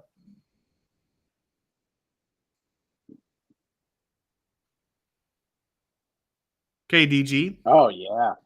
Get back into it. It's his first points of the half. He's got 18. The road to 40 seems a little stark right now. It's slowed down a little bit. Oh, yeah. Still end with 30, though. Apollo, get on your feet. He did. He stood up. It's rally time. Actually, I think he thinks it's food time. He's looking at me. What time is his dinner time? Honestly, I'm not responsible enough to have him on a set schedule. He just gets 4 cups a day. So I usually do like in the morning, and then he's a big boy. He's a big, big man. I'm on a 2-meal diet right now. Well, they're literally like the measured out cups. So it's not like a huge thing. Nice drive. Yeah. A dazzling play. If PP is in the NBA, we have no excuse. Reflect on that. I think you're disrespecting PP. I think PP is a lot bigger than you think. Tatum with a bomb. That's cool. I love those momentum-killing pull-ups. And then just hand it over. Here comes PP. Nope.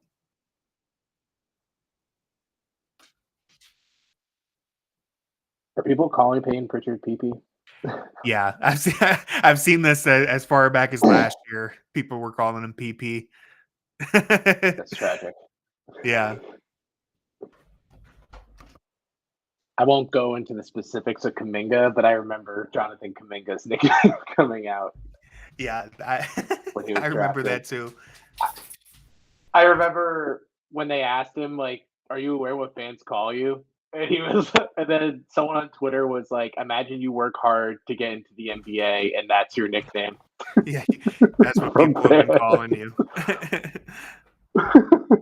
You spend your life working so hard to get to one goal, and someone just calls you. A really fun nickname. Dan, I agree completely with you. And entitling defenders to space, man, it's the biggest thing. It's like I'm all for empowering the offense, but you should be able to exist as a defender. You know what I mean? Sam Merrill playing great defense right there. Tatum hit him with like 6 push-offs, but Sam would not be deterred. Damn straight. Look at this. Look at this. Right here comes one. Here comes a push-off. Wait for it. Right here. Push off. Sam stays in it. Push off Sam Merrill. Nope. All right. We got to talk about not going up against shot blockers. I like how Karras was like, Kristaps, no way. And you're like, oh, smart. Luke Cornett. Luke Cornett. Paper mache, baby. Let's cook. Like if you're gonna go up on a shot blocker, you can't just do a normal layup. Dude. Drew. I told you we're getting AJ Green. He was getting some momentum at the end of the half. It's carried over.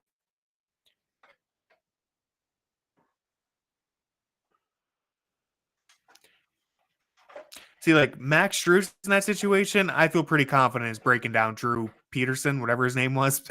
Is it Peterson? Yeah. But Sam just got completely stifled by him. And I don't mean that as disrespect on Sam. Just I miss Max. I feel like Mobley should have taken Cornett up top. When he had him going downhill, I feel like Mobley, instead of passing out there to Karras, could have done something. He's obviously much quicker than Cornett off the dribble. At this point, I'm wishing Mobley would have done a lot of things in this game. He struggled. You would hope that the Cornett minutes would be where he'd flourish. I mean, Jackson's talking about the 3-point percentage. They were holding them to 29% in the first half. The difference is just the inverse of last game. And I feel like they're hitting the more contested shots this half. The Tatum pull up from like the logo, the step back. I feel like they've done a better job. Like, look at this. That's a good contest. He missed. Someone was really into that. I don't know if you heard that hot mic. Yeah, let's get it, Evan. Let's get it, Evan. I don't know who it was. Oh. All right, easy bucket. Come on. Let's go. Dude, Karras missed such an open bunny last game. That was so bad. He missed it, and I was listening to the Hawks broadcast, and they're like, damn, he just Ben Simmons that. I was like, this is terrible. Nice. Yup. Dude, this guy on the hot mic. Someone is too close to the mic. I think it's Tristan. Oh, it might be. Donovan cooking all the way. Whoa. Oh. This is the second time that Mitchell's tried to poster on the Celtics. He always tries to murder Cornett. It's funny. But that's how you have to go up. If you're going to go up against a shot blocker, you either have to go up strong and high or try to use your body as a shield. We've had some weird attempts from other Cavaliers. Not to be pessimistic Cavs corner here, but if the Cavs lose 3 in a row, does this alter your view of the team? Is it time to talk about Kenny Atkinson's on the hot seat? Is it time to say that JB's turnaround of the Pistons makes us wish that we had JB instead? No, to answer your question, it doesn't worry me. Look, I'm pretty sure I said during the 15-0 streak, I was like, there's going to be a point in the season where they drop 3 out of 4 games. It's inevitable. I know everyone was really excited. 73-9, they're going to win 70 games. I still think this team's going to win 58 to 60 games. I still think they should be aiming to finish as the 1 or 2 seed. The only thing that really changed my opinion of this first month or so of the season is that I do think they're a legitimate title contender now. I don't think they're the favorites by any means. I stand by. I would have Boston over them. I'd probably have a couple Western Conference teams ahead of them, and I'd even keep an eye on the New York Knicks. But this recent stretch, I mean, it's an 82 games season. There's always going to be points of the year where you're down. You're not playing your best ball. Losing to Boston doesn't bother me. The 2 games to Atlanta are definitely the bigger complaints, but we still got a whole nother quarter here. We'll see if they can turn it around. And again, to answer your question, it doesn't really change anything. I still think they're about right on the verge of being legit title contenders. I think they are, but they're definitely not favorites by any means. And I think some of the hype from the streak is starting to be cooled down just a little bit. Yeah, because I'm wondering if these Celtics games, if anything, are telling them what moves they should try to look into, like an archetype of player to acquire before the deadline. Because there's obviously a world in which you can't play Allen a lot in these Celtics series, especially in closing minutes. Because we're seeing these Allen lineups, the ones with Mobley and Allen, the offenses just can't really necessarily match toe to toe with what the Celtics can offer. So maybe finding an alternate to the Niang minutes, even with a healthy Dean Wade and Max Strus, you still need someone who can play the 4, so Mobley can play the 5 fully in those closing minutes. But that's all I feel like I've learned from these Celtics games is that they're kind of like, they know what lineup works. They just don't have the current personnel in the games they've played where they can play to that level yet. Yeah, and you hope that from the 2 games that we've seen up to this point, like you had a really good Mobley game and everyone else struggled. Now you're having a good game from Garland, a bad game from Mitchell. But the point that I'm trying to get to is you hope that the full picture is a game where Mobley is cooking, Garland and Mitchell are doing their thing, Allen's protecting the rim, and you manage to get, you're not gonna bank on the Celtics shooting 29% and half very often, but you hope that you can avoid a barrage, like a game-ending barrage from them. On a clear path, or not clear path, a transition take foul. Because like in 2K where you miss your shot, you spam square, and then you give up free throws. Oh, that was so frustrating when that would happen. Yeah.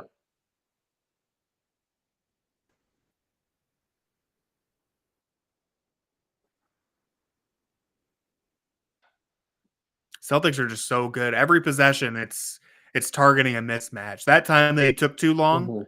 That's kind of the dilemma when you're targeting a mismatch. Is sometimes it takes a long time, and that's where the Cavs have made them work for it. But it's like every possession they're hunting a mismatch. Yeah.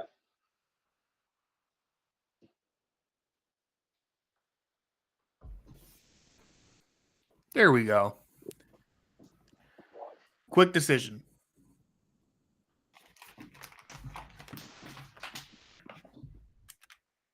This is like an ideal lineup the Celtics are running for Mobley to get involved. You just switch him off Porzingis, get him on anyone else on the floor.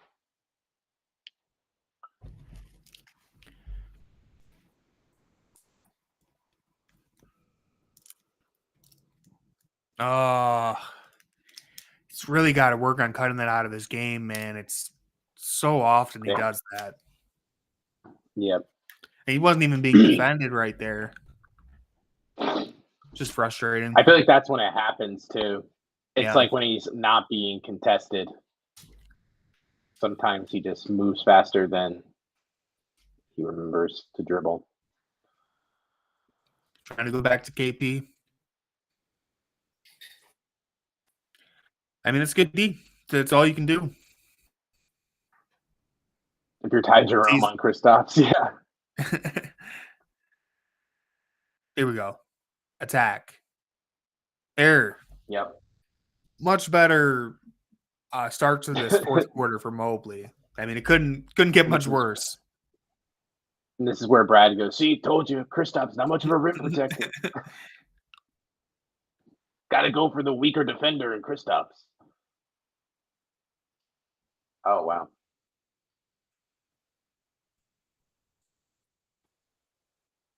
Nice.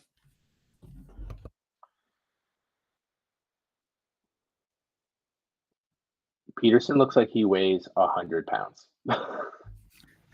He does look very thin.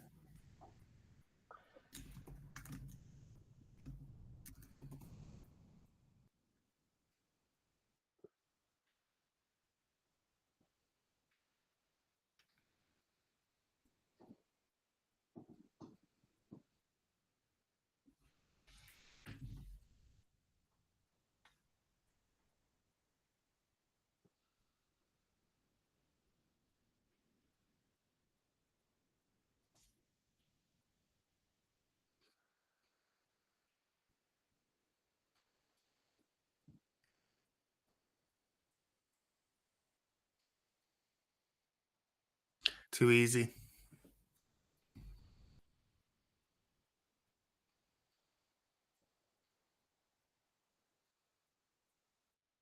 Tough step back. You'd like to see easier buckets here, but at this point in the game, there's anything you can get. Yep.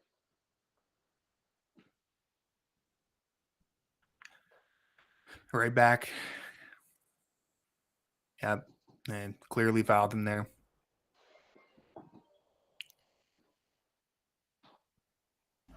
Yeah, that's what we've been talking about, man. It's just what do you do? The Celtics, they go right back to that every time. It's so tough. If you can figure out how to stop that, I think the other 29 teams in the NBA would be very happy. Just show us some tape of something. No one has figured it out. They've truly. If you guys want to try stuff, that'd be cool. Because it's like if it's not Porzingis in the post, it's Porzingis from 27 feet burying threes. They have an answer for everything. And when you have this bad of a game from Mitchell and Mobley, you find yourself in a hole. It's like, how would you like your damage from Porzingis? Up close or us scrambling to recover while he's shooting 4 feet from behind the arc? He takes them from a really good title contender to like borderline unbeatable in today's NBA, where there's no like I wouldn't consider the Celtics team a super team. They're probably close, but like with no other real powerhouse or super team in the NBA, it's tough to beat them. They're just really a whole tier above everyone else when Porzingis is healthy and playing the way that he is.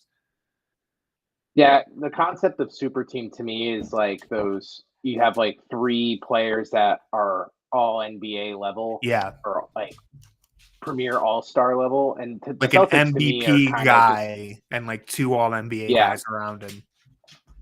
They more resemble like the Spurs from the 2010s to me, where it's like they just have a lot of high-level players that all play well together, and their system works, so they can plug and play pretty frequently. So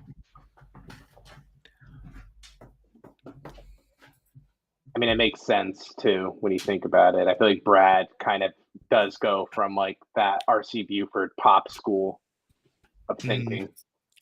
Yeah. And like back to the Porzingis point, to tie it into us talking about the 2 bigs, it's like, well, all right, they're posting up Porzingis, so you'd probably want someone like Jared Allen out there. But if you have Jared Allen and Evan Mobley, then Porzingis is at the 3-point line, and he's just spreading the floor. It's just they're a tough team, man. They're not unbeatable. You're taking one of the 2 bigs out. Yeah, there's a very thin margin for error, and like I said, you got to have good games from Mitchell and Mobley if you're going to be able to beat them. If it's or you said that George Niang just think he is Porzingis. This is what I mean about Sam too. He missed one earlier too. That was wide open. That was a good look, not like a very clean open look, but it's the momentum shots. You need them. Oh man, this is a broken. Ooh. Drew just making things happen. Oh my God. Oh, Yeah, I think the only reason he got called for it is because of Drew it weighs was like so 130 blatant. pounds. Yeah, he just went flying. He did it right in front of the ref too. Yeah.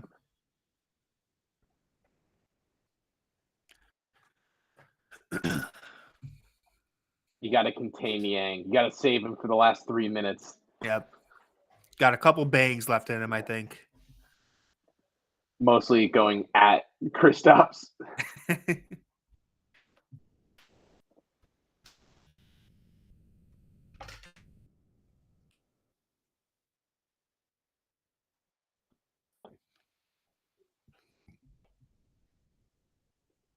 Garden versus Tatum. Backing him down. See, all right, Mitchell made a great play right there, but I kind of don't understand why he's in no man's land. He made a really good recovery, but Are they if he challenging wasn't him? contesting the shot, definitely They're off of his challenging knee, right? Are they challenging it? I thought that's Yeah, what John Michael just yeah, I said. think so. Yeah, but Brad is right. Don't ever trust a player because that looked like it was straight off his knee. I really want like a second spectrum thing to come out where it shows how accurate the players are in Yeah, their I've been when they do waiting for that. the replay logo. I think I would love to know who's the most accurate and who has the. I think LeBron probably has the most attempts in that category.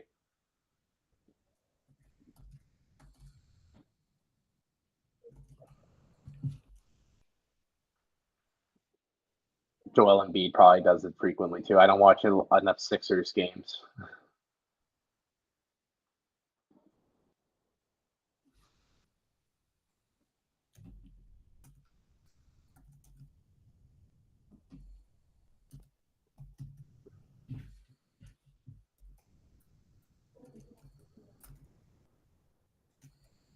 A Larry Nance the Land jersey. Wow. Those were like I hated those uniforms. Good for that kid though.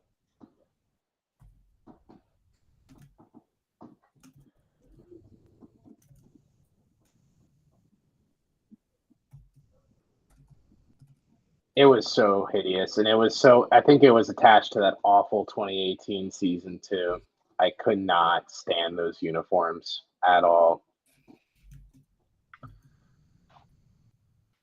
I honestly, there was very few uniforms I liked from that era of the Cavs, from like 2018 to 2021.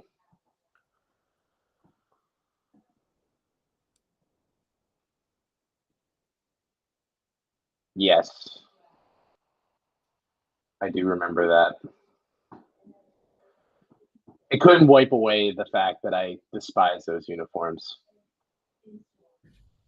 Also, Tony, I don't know if you're muted again or not, but you are. No, I was reading Twitter where I was tweeting something actually. I was in my bag.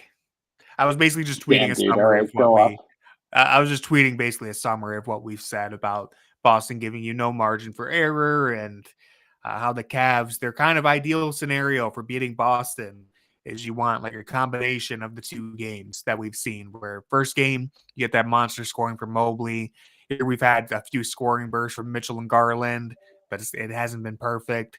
And then you got to protect the paint and hope that Boston doesn't go scorching hot from deep. You kind of need a combination of what we've seen at times. But again, they're just such a good team that if you're not able to put together basically a perfect game, it's going to be really hard to beat them.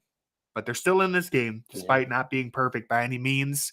That's the reason for encouragement, I guess, is they've really left a lot of stuff on the board the last two games. They've been in both of them. He crushed that shot. Hey, Nice.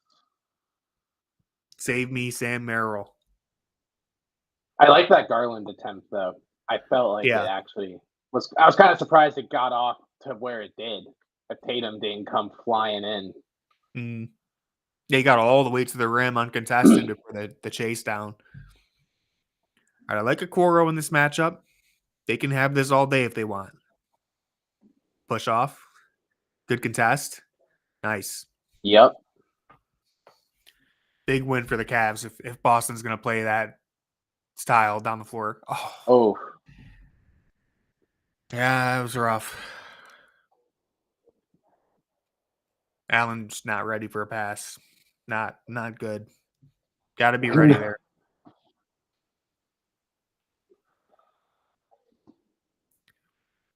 I'll still live with this mismatch too. It's not perfect, but that was good defense. It's a good from Allen. contest, especially if you take the step back. Oh, and then give up an open three, dodge a bullet though. All right. This would be a big time bucket here. That one was LeVert's fault. I'll give Allen a pass for that one.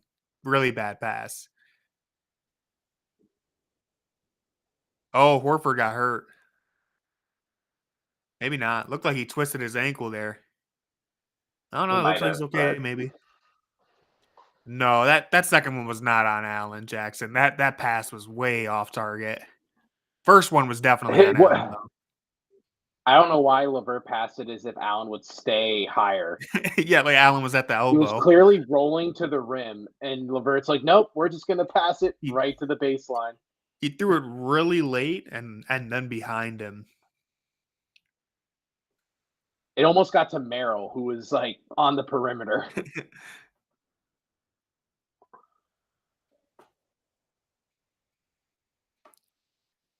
Good D. Really good defensive sequences here from the Cavs.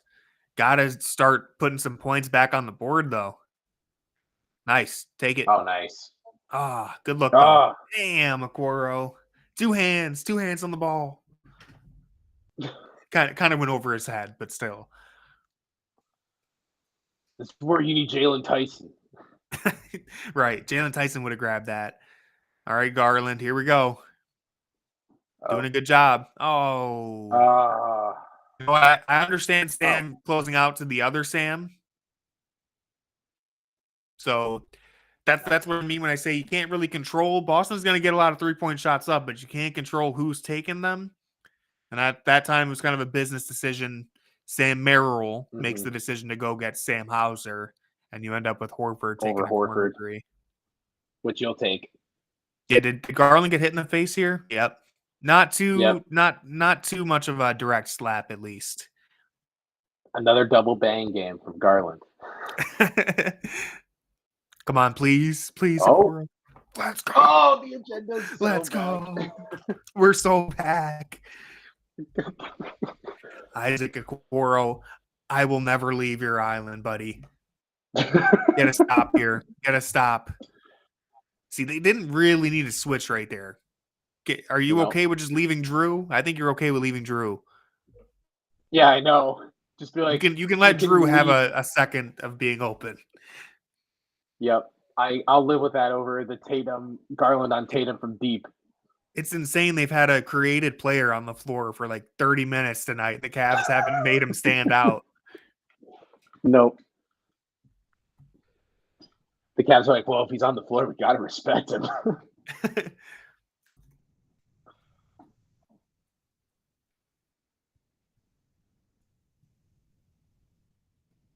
Ooh, Allen almost slipped there.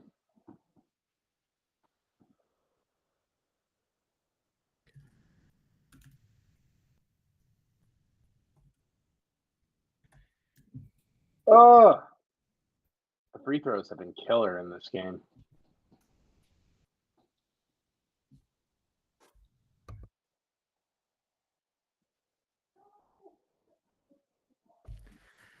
All right. Concede the switch again. Just over and over. Same thing. Garland has done a good job on it. It's a really good contest. Good shot. At a certain point, you got to send a double. Because Tatum's in a groove. Really force to stick. Yeah. Work harder not to just give up the switch. Yeah. Trap the ball, maybe. I don't know, but he's in too much of a groove now to keep living with that. Wow. Oh my goodness. That was a tough shot. Sam Hauser can't really ask much more out of Sam Hauser than that. And hey, speaking of the math game, if Tatum's going to hit difficult twos, I'll take difficult threes in response. Yep. So now the question is, what are the Cavs going to close this game with? Because I feel like you can't have Jarrett and Evan. So are they going to leave Jarrett out, or are they going to put Evan back out there, you think? I think they're going to keep Evan out there. I think they'll probably close with Evan, even though he hasn't been that great. I'm assuming Evan's going to be the one who stays out there. Niang at the 4. I was going to say, yeah, I wonder if Niang is out there. I kind of hope that he's not. I don't think it's been since the second half. I don't think it's been a great half for Niang overall. I think it's kind of gotten back to slop. I think he had all those points in the second quarter. Oh, Travis Scott's here. Oh. It's random. Okay. You got a ball? That's messed up.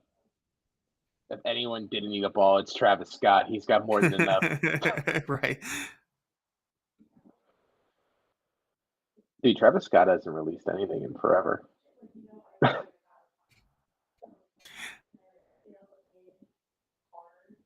Yeah, that was really random. I like how they waited to the 3 minutes left in the game to show that he's there too. Did he just show up? He just got there. Oh my god, it's a $20 skin from Fortnite. That's crazy. All right, till I collapse is playing. Sam Merrill's about to go crazy. Sam Merrill, this is definitely what Sam Merrill listened there. to on the school bus. Jackson and Merrill.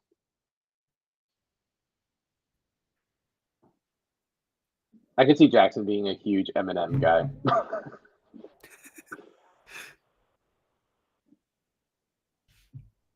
You guys don't understand. Rap God is like a really complex song with a lot of themes. Here we go. Turn on your cell phone lights, everybody at home. Tony's doing it. You just can't see because of his avatar. Yeah. Apollo's currently getting blinded by Tony's cell phone light.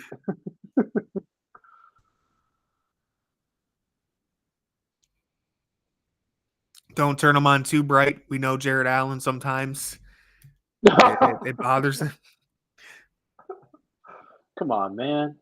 Why are you going to do that to Jared? Down by 2, 3 minutes left. Come on, Cavs.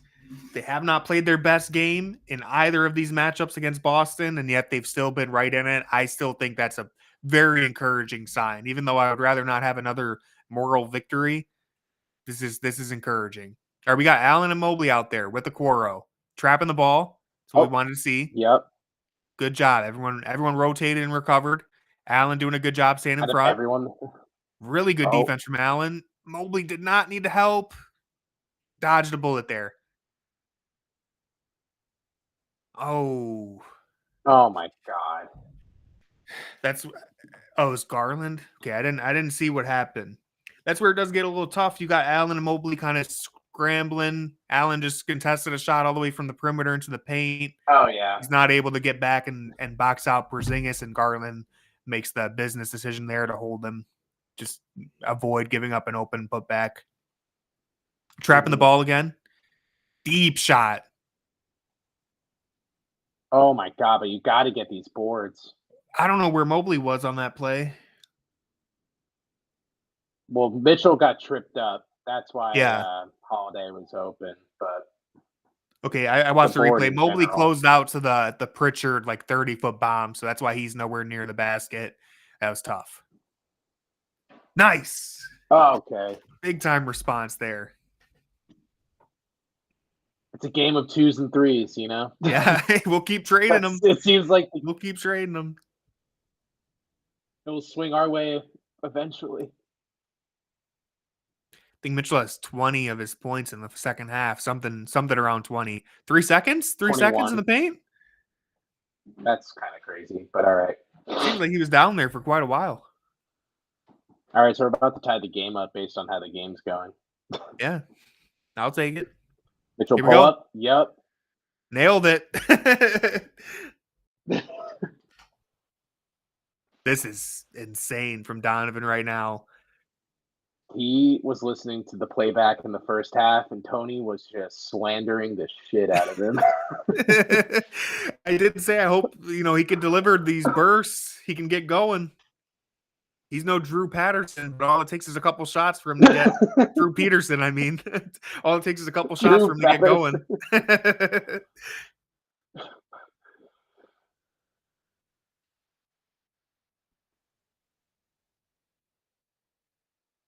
It is easier for the Celtics to convert on their looks and hoping that these Mitchell prayers keep going in, but you kind of like how the results are going. I don't know if I'm loving the process, but 24 points in the second half for Donnie. Kenny showing he's a water guy. Kenny strikes me as the guy that would have a monster at this hour. Oh.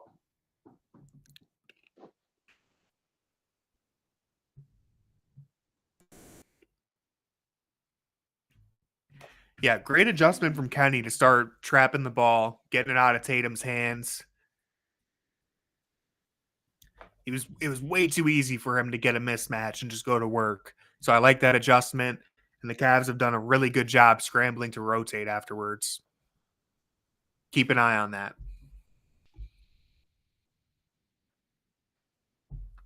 If you're the Cavs, you really want the ball to get. If it has to go to someone, you would rather it go to Holiday and Horford on these corners. You want to force the ball out to the wings. Here he goes, coming this down. Is not what you want. Oh, it helped us that he went all the way to the rim that time because then Okoro was able to step in and help. Yeah, you want Darius getting sunk in. Nice. Let's go. Oh. Let's go, Donnie. Doesn't settle for a pull-up three, gets all the way to the paint because he sees Al Horford. Nice floater. Here we go. He sees Al Horford and his AARP Here comes card. Again. No trap. They're just sticking with Garland on him. He did a real good job that last possession. He's going to step back. Oh, we're going for the drives. Whoa! Oh! He missed it. Darius Garland putting up one hell of a fight, even though that was a pretty open look. He kind of got lucky, but he has worked hard all night. Nice pass. Come on. Oh, my God. Oh, let's go. Let's go. Go. Oh, I'm not going to lie. When Okoro passed that, I thought he blew it. I thought he blew it. But it was actually a really good read. Point Okoro off the roll. Okoro as a roller does not wet his pants when he's open with the game on the line right there. It makes a good play. The Brights were not too wow, did I say the Brights? I'm losing my mind. I'm trying to clip this and speak at the same time. My brain just shut off. You know what I'm trying to say. The lights were not brighter than expected. Keep the flashlights on. Okoro loves it. Okoro off the roll. Oh my God, the connective tissue. Okoro as a roller is going to feed generations. The Mobleys are eating well tonight. Okoro's serving it up. Man, they better not blow this because I'm feeling good now. I know. What a game. What a comeback, man. I think one of the main things that gives the Cavs a fighter's chance and legit title contenders is the fact that they're not the better team, but I think they have the best player on the floor in Donovan Mitchell. I think he's the best player in a potential playoff series. I still think he's the best player out of this group, and better than anyone on Boston, and that gives you a chance. I think he has the capability of being the most consistent player on the floor. Yeah. Because Tatum's a very high variance player, I think. Mm. All right, that's okay. Yeah, it's not I wouldn't be surprised if they played in the playoffs and Tatum or Brown had a better series, but I think if you simulate it 100 times, I think Donovan Mitchell is probably the better player more often than not. Mm-hmm. Yeah, Tatum's also someone that can just get into these spells of where he kind of gets tunnel vision towards in certain points in games, and that's where I feel like a lot of the Celtics irk with Tatum comes from. Is Yeah. these ISO possessions that he just kind of decides he's gonna chuck it up more times than not. We've seen that even in this game. Like you kind of know once he takes you out to the perimeter, he really just wants to do a step back. He very rarely wants to drive. All right. Get the ball in bounds and hit 2 free throws. Please. You don't think they're going to let the Cavs shoot it? Maybe. It'd be cutting it real close. Yeah. I would, if there was more, if I was Boston and there was a little more time, I probably would. I think it's cutting it too close. Yeah, I guess it's a rebound too. Yeah. Yeah. They might go for the steal, though. Take a couple seconds off the clock. So that's where I'm a little nervous.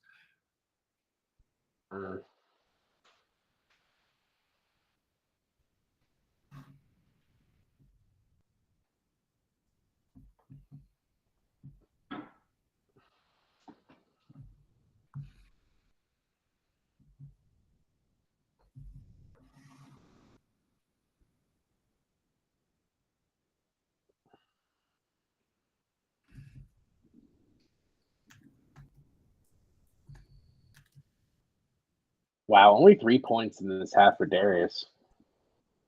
Yeah, he really slowed down, and Mitchell picked up the rest of the slack there. I mean, Darius has been put to the test defensively in this half, though. They've been headhunting him all game. We watched 24 minutes of Garland on an island doing his damn best.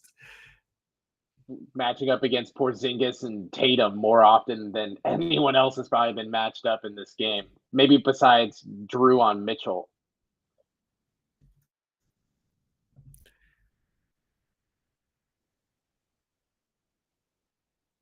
Fouled him.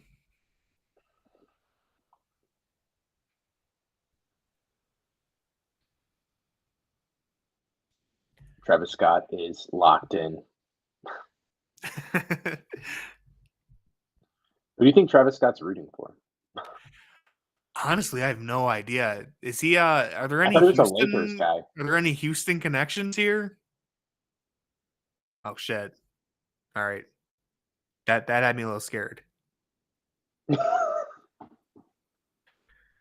Mitchell has not shot the ball well from the line this game, so yeah.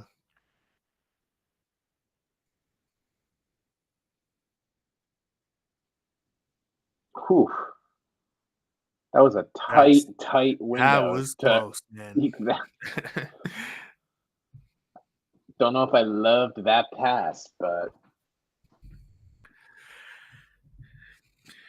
Kenny has showed that he fouls up by 3. So even if he can just make one of these, we assume Kenny is probably going to foul. If he makes both of them, I don't know. They probably don't foul. But if he misses this, we'll see what happens. I don't want to think about that. Let's just say how did the Celtics respond down 4? Are they going to go fast to the rim? Did the Celtics settle for a 2? They're going to take at least 10 seconds off the clock, getting Garland switched onto Tatum again. Probably not. Nice. All righty. Buried them both. Here they come, not using their timeout.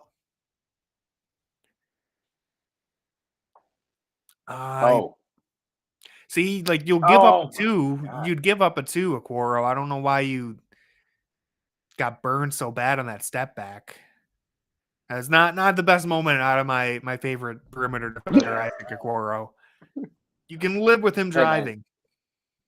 Right when here. In doubt, just remember that that rolling dish. Yeah. Just have to remember the good times. Maybe a little chicken wing, but I'm not gonna excuse it. Good shot from Paint picture, man. We lose Sam, but you get Drew, so it's really, interchangeable. All right.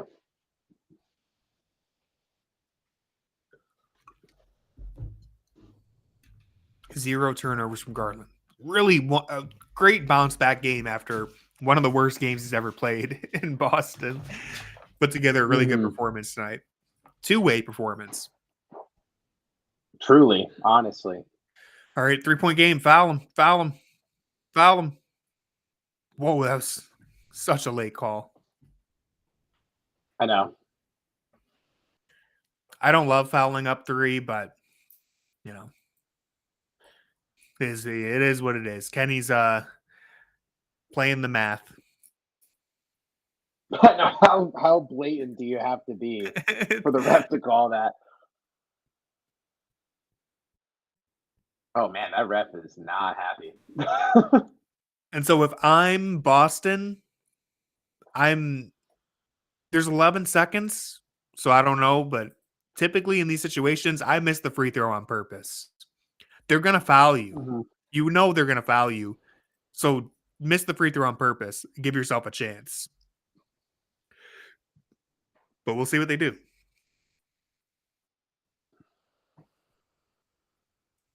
He's trying to make it. All right.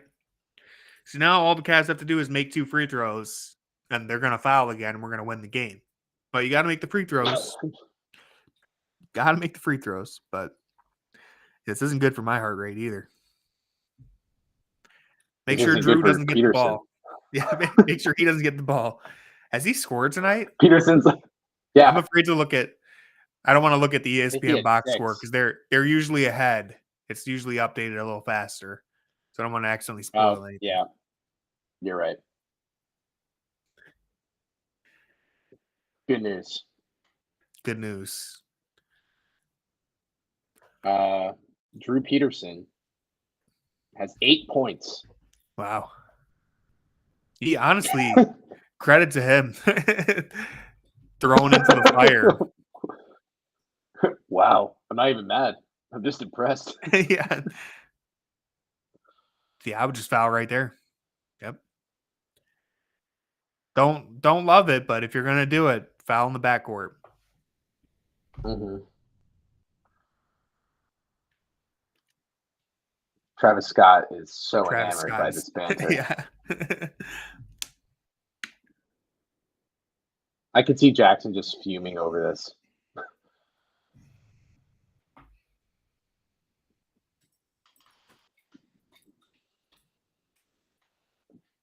See, I'm missing this on purpose if I'm Peyton, but I don't think he's gonna. No. The inbounds have me worried. Okay, took the timeout.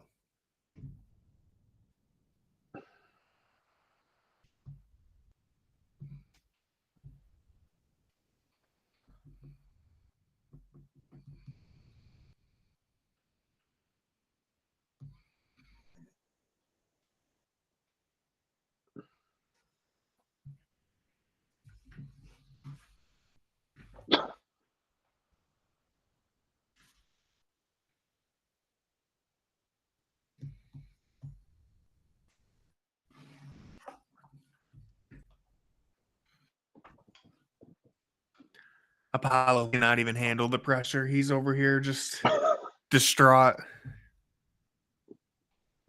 Is it because he hasn't been fed yet? No, I actually fed him in between halftime or in between the third and fourth quarter. Wow. You dog.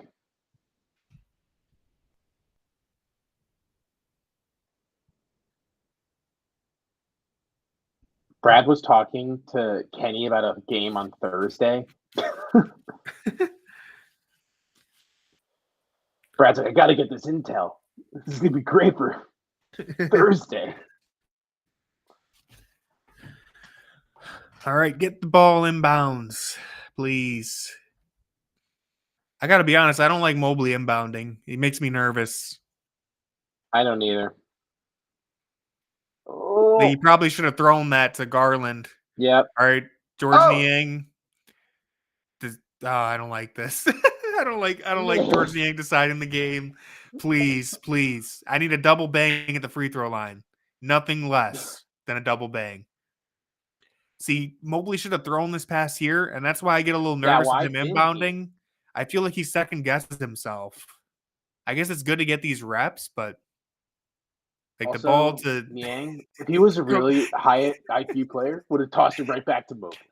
He threw up a 50-50 ball to Niang, his receiver, rather than giving it to playing Garland. Jackpot in real time. Jackpot 500, Niang. Niang undefeated in Jackpot at recess. I could just tell. Dude, I could tell with that frame. Must have been a monster. Sending kids to the dirt. Thank you, George Niang. All right. Tony never doubted you. I don't care what the stream says. I felt so confident.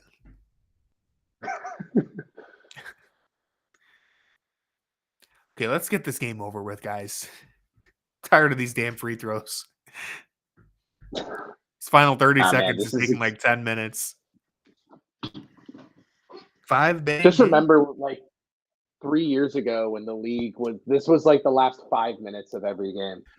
Yeah. Oh my God. Hack a Shack. Adam Silver needs to do something like about fouling up 3. That was like that Travers hitting the chapstick playoff series. Oh, all right, dude. It's these knees. Couldn't wait. This game, the final minute of this game's taking so long. He's like, all right, I'm just gonna do it now. Just gonna wait till we got to the locker room, but it's taking forever. I was gonna wait till like no one judged me for it, but all right, dude, I'll just let it rip. He's using the chapstick brand though. You don't want to use that. It just makes your lips more chapped, man. It's a scam. You gotta get some Carmex. Someone tell Luke Travers. They don't have that in Australia. You think Big Chat? You're trying to get on Big Chapstick right now? We got to take them down. They've been getting away with it for too long. Luke Travers doesn't know any better. He just got here. I don't know how you Aussies do it, but here in America. All right, interesting formation here. I'm nervous about trying to foul here. I'm nervous about fouling with this much time left because it could be a heave right away. Good defense. I think that's what they want. Good defense.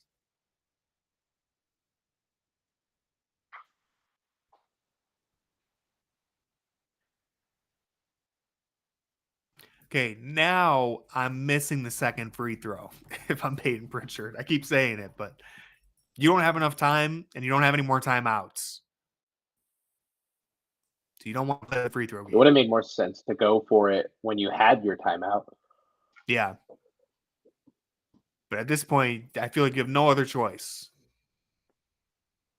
This is where Peyton Pritchard actually makes it again. Hell yeah, George. My favorite free throw taker. I would definitely have Allen and Mobley on the blocks. Are they there? Who did George come in for? Okay. Here we go. Oh. Wait, what? Lane violation. Ooh, I want to see a replay on this.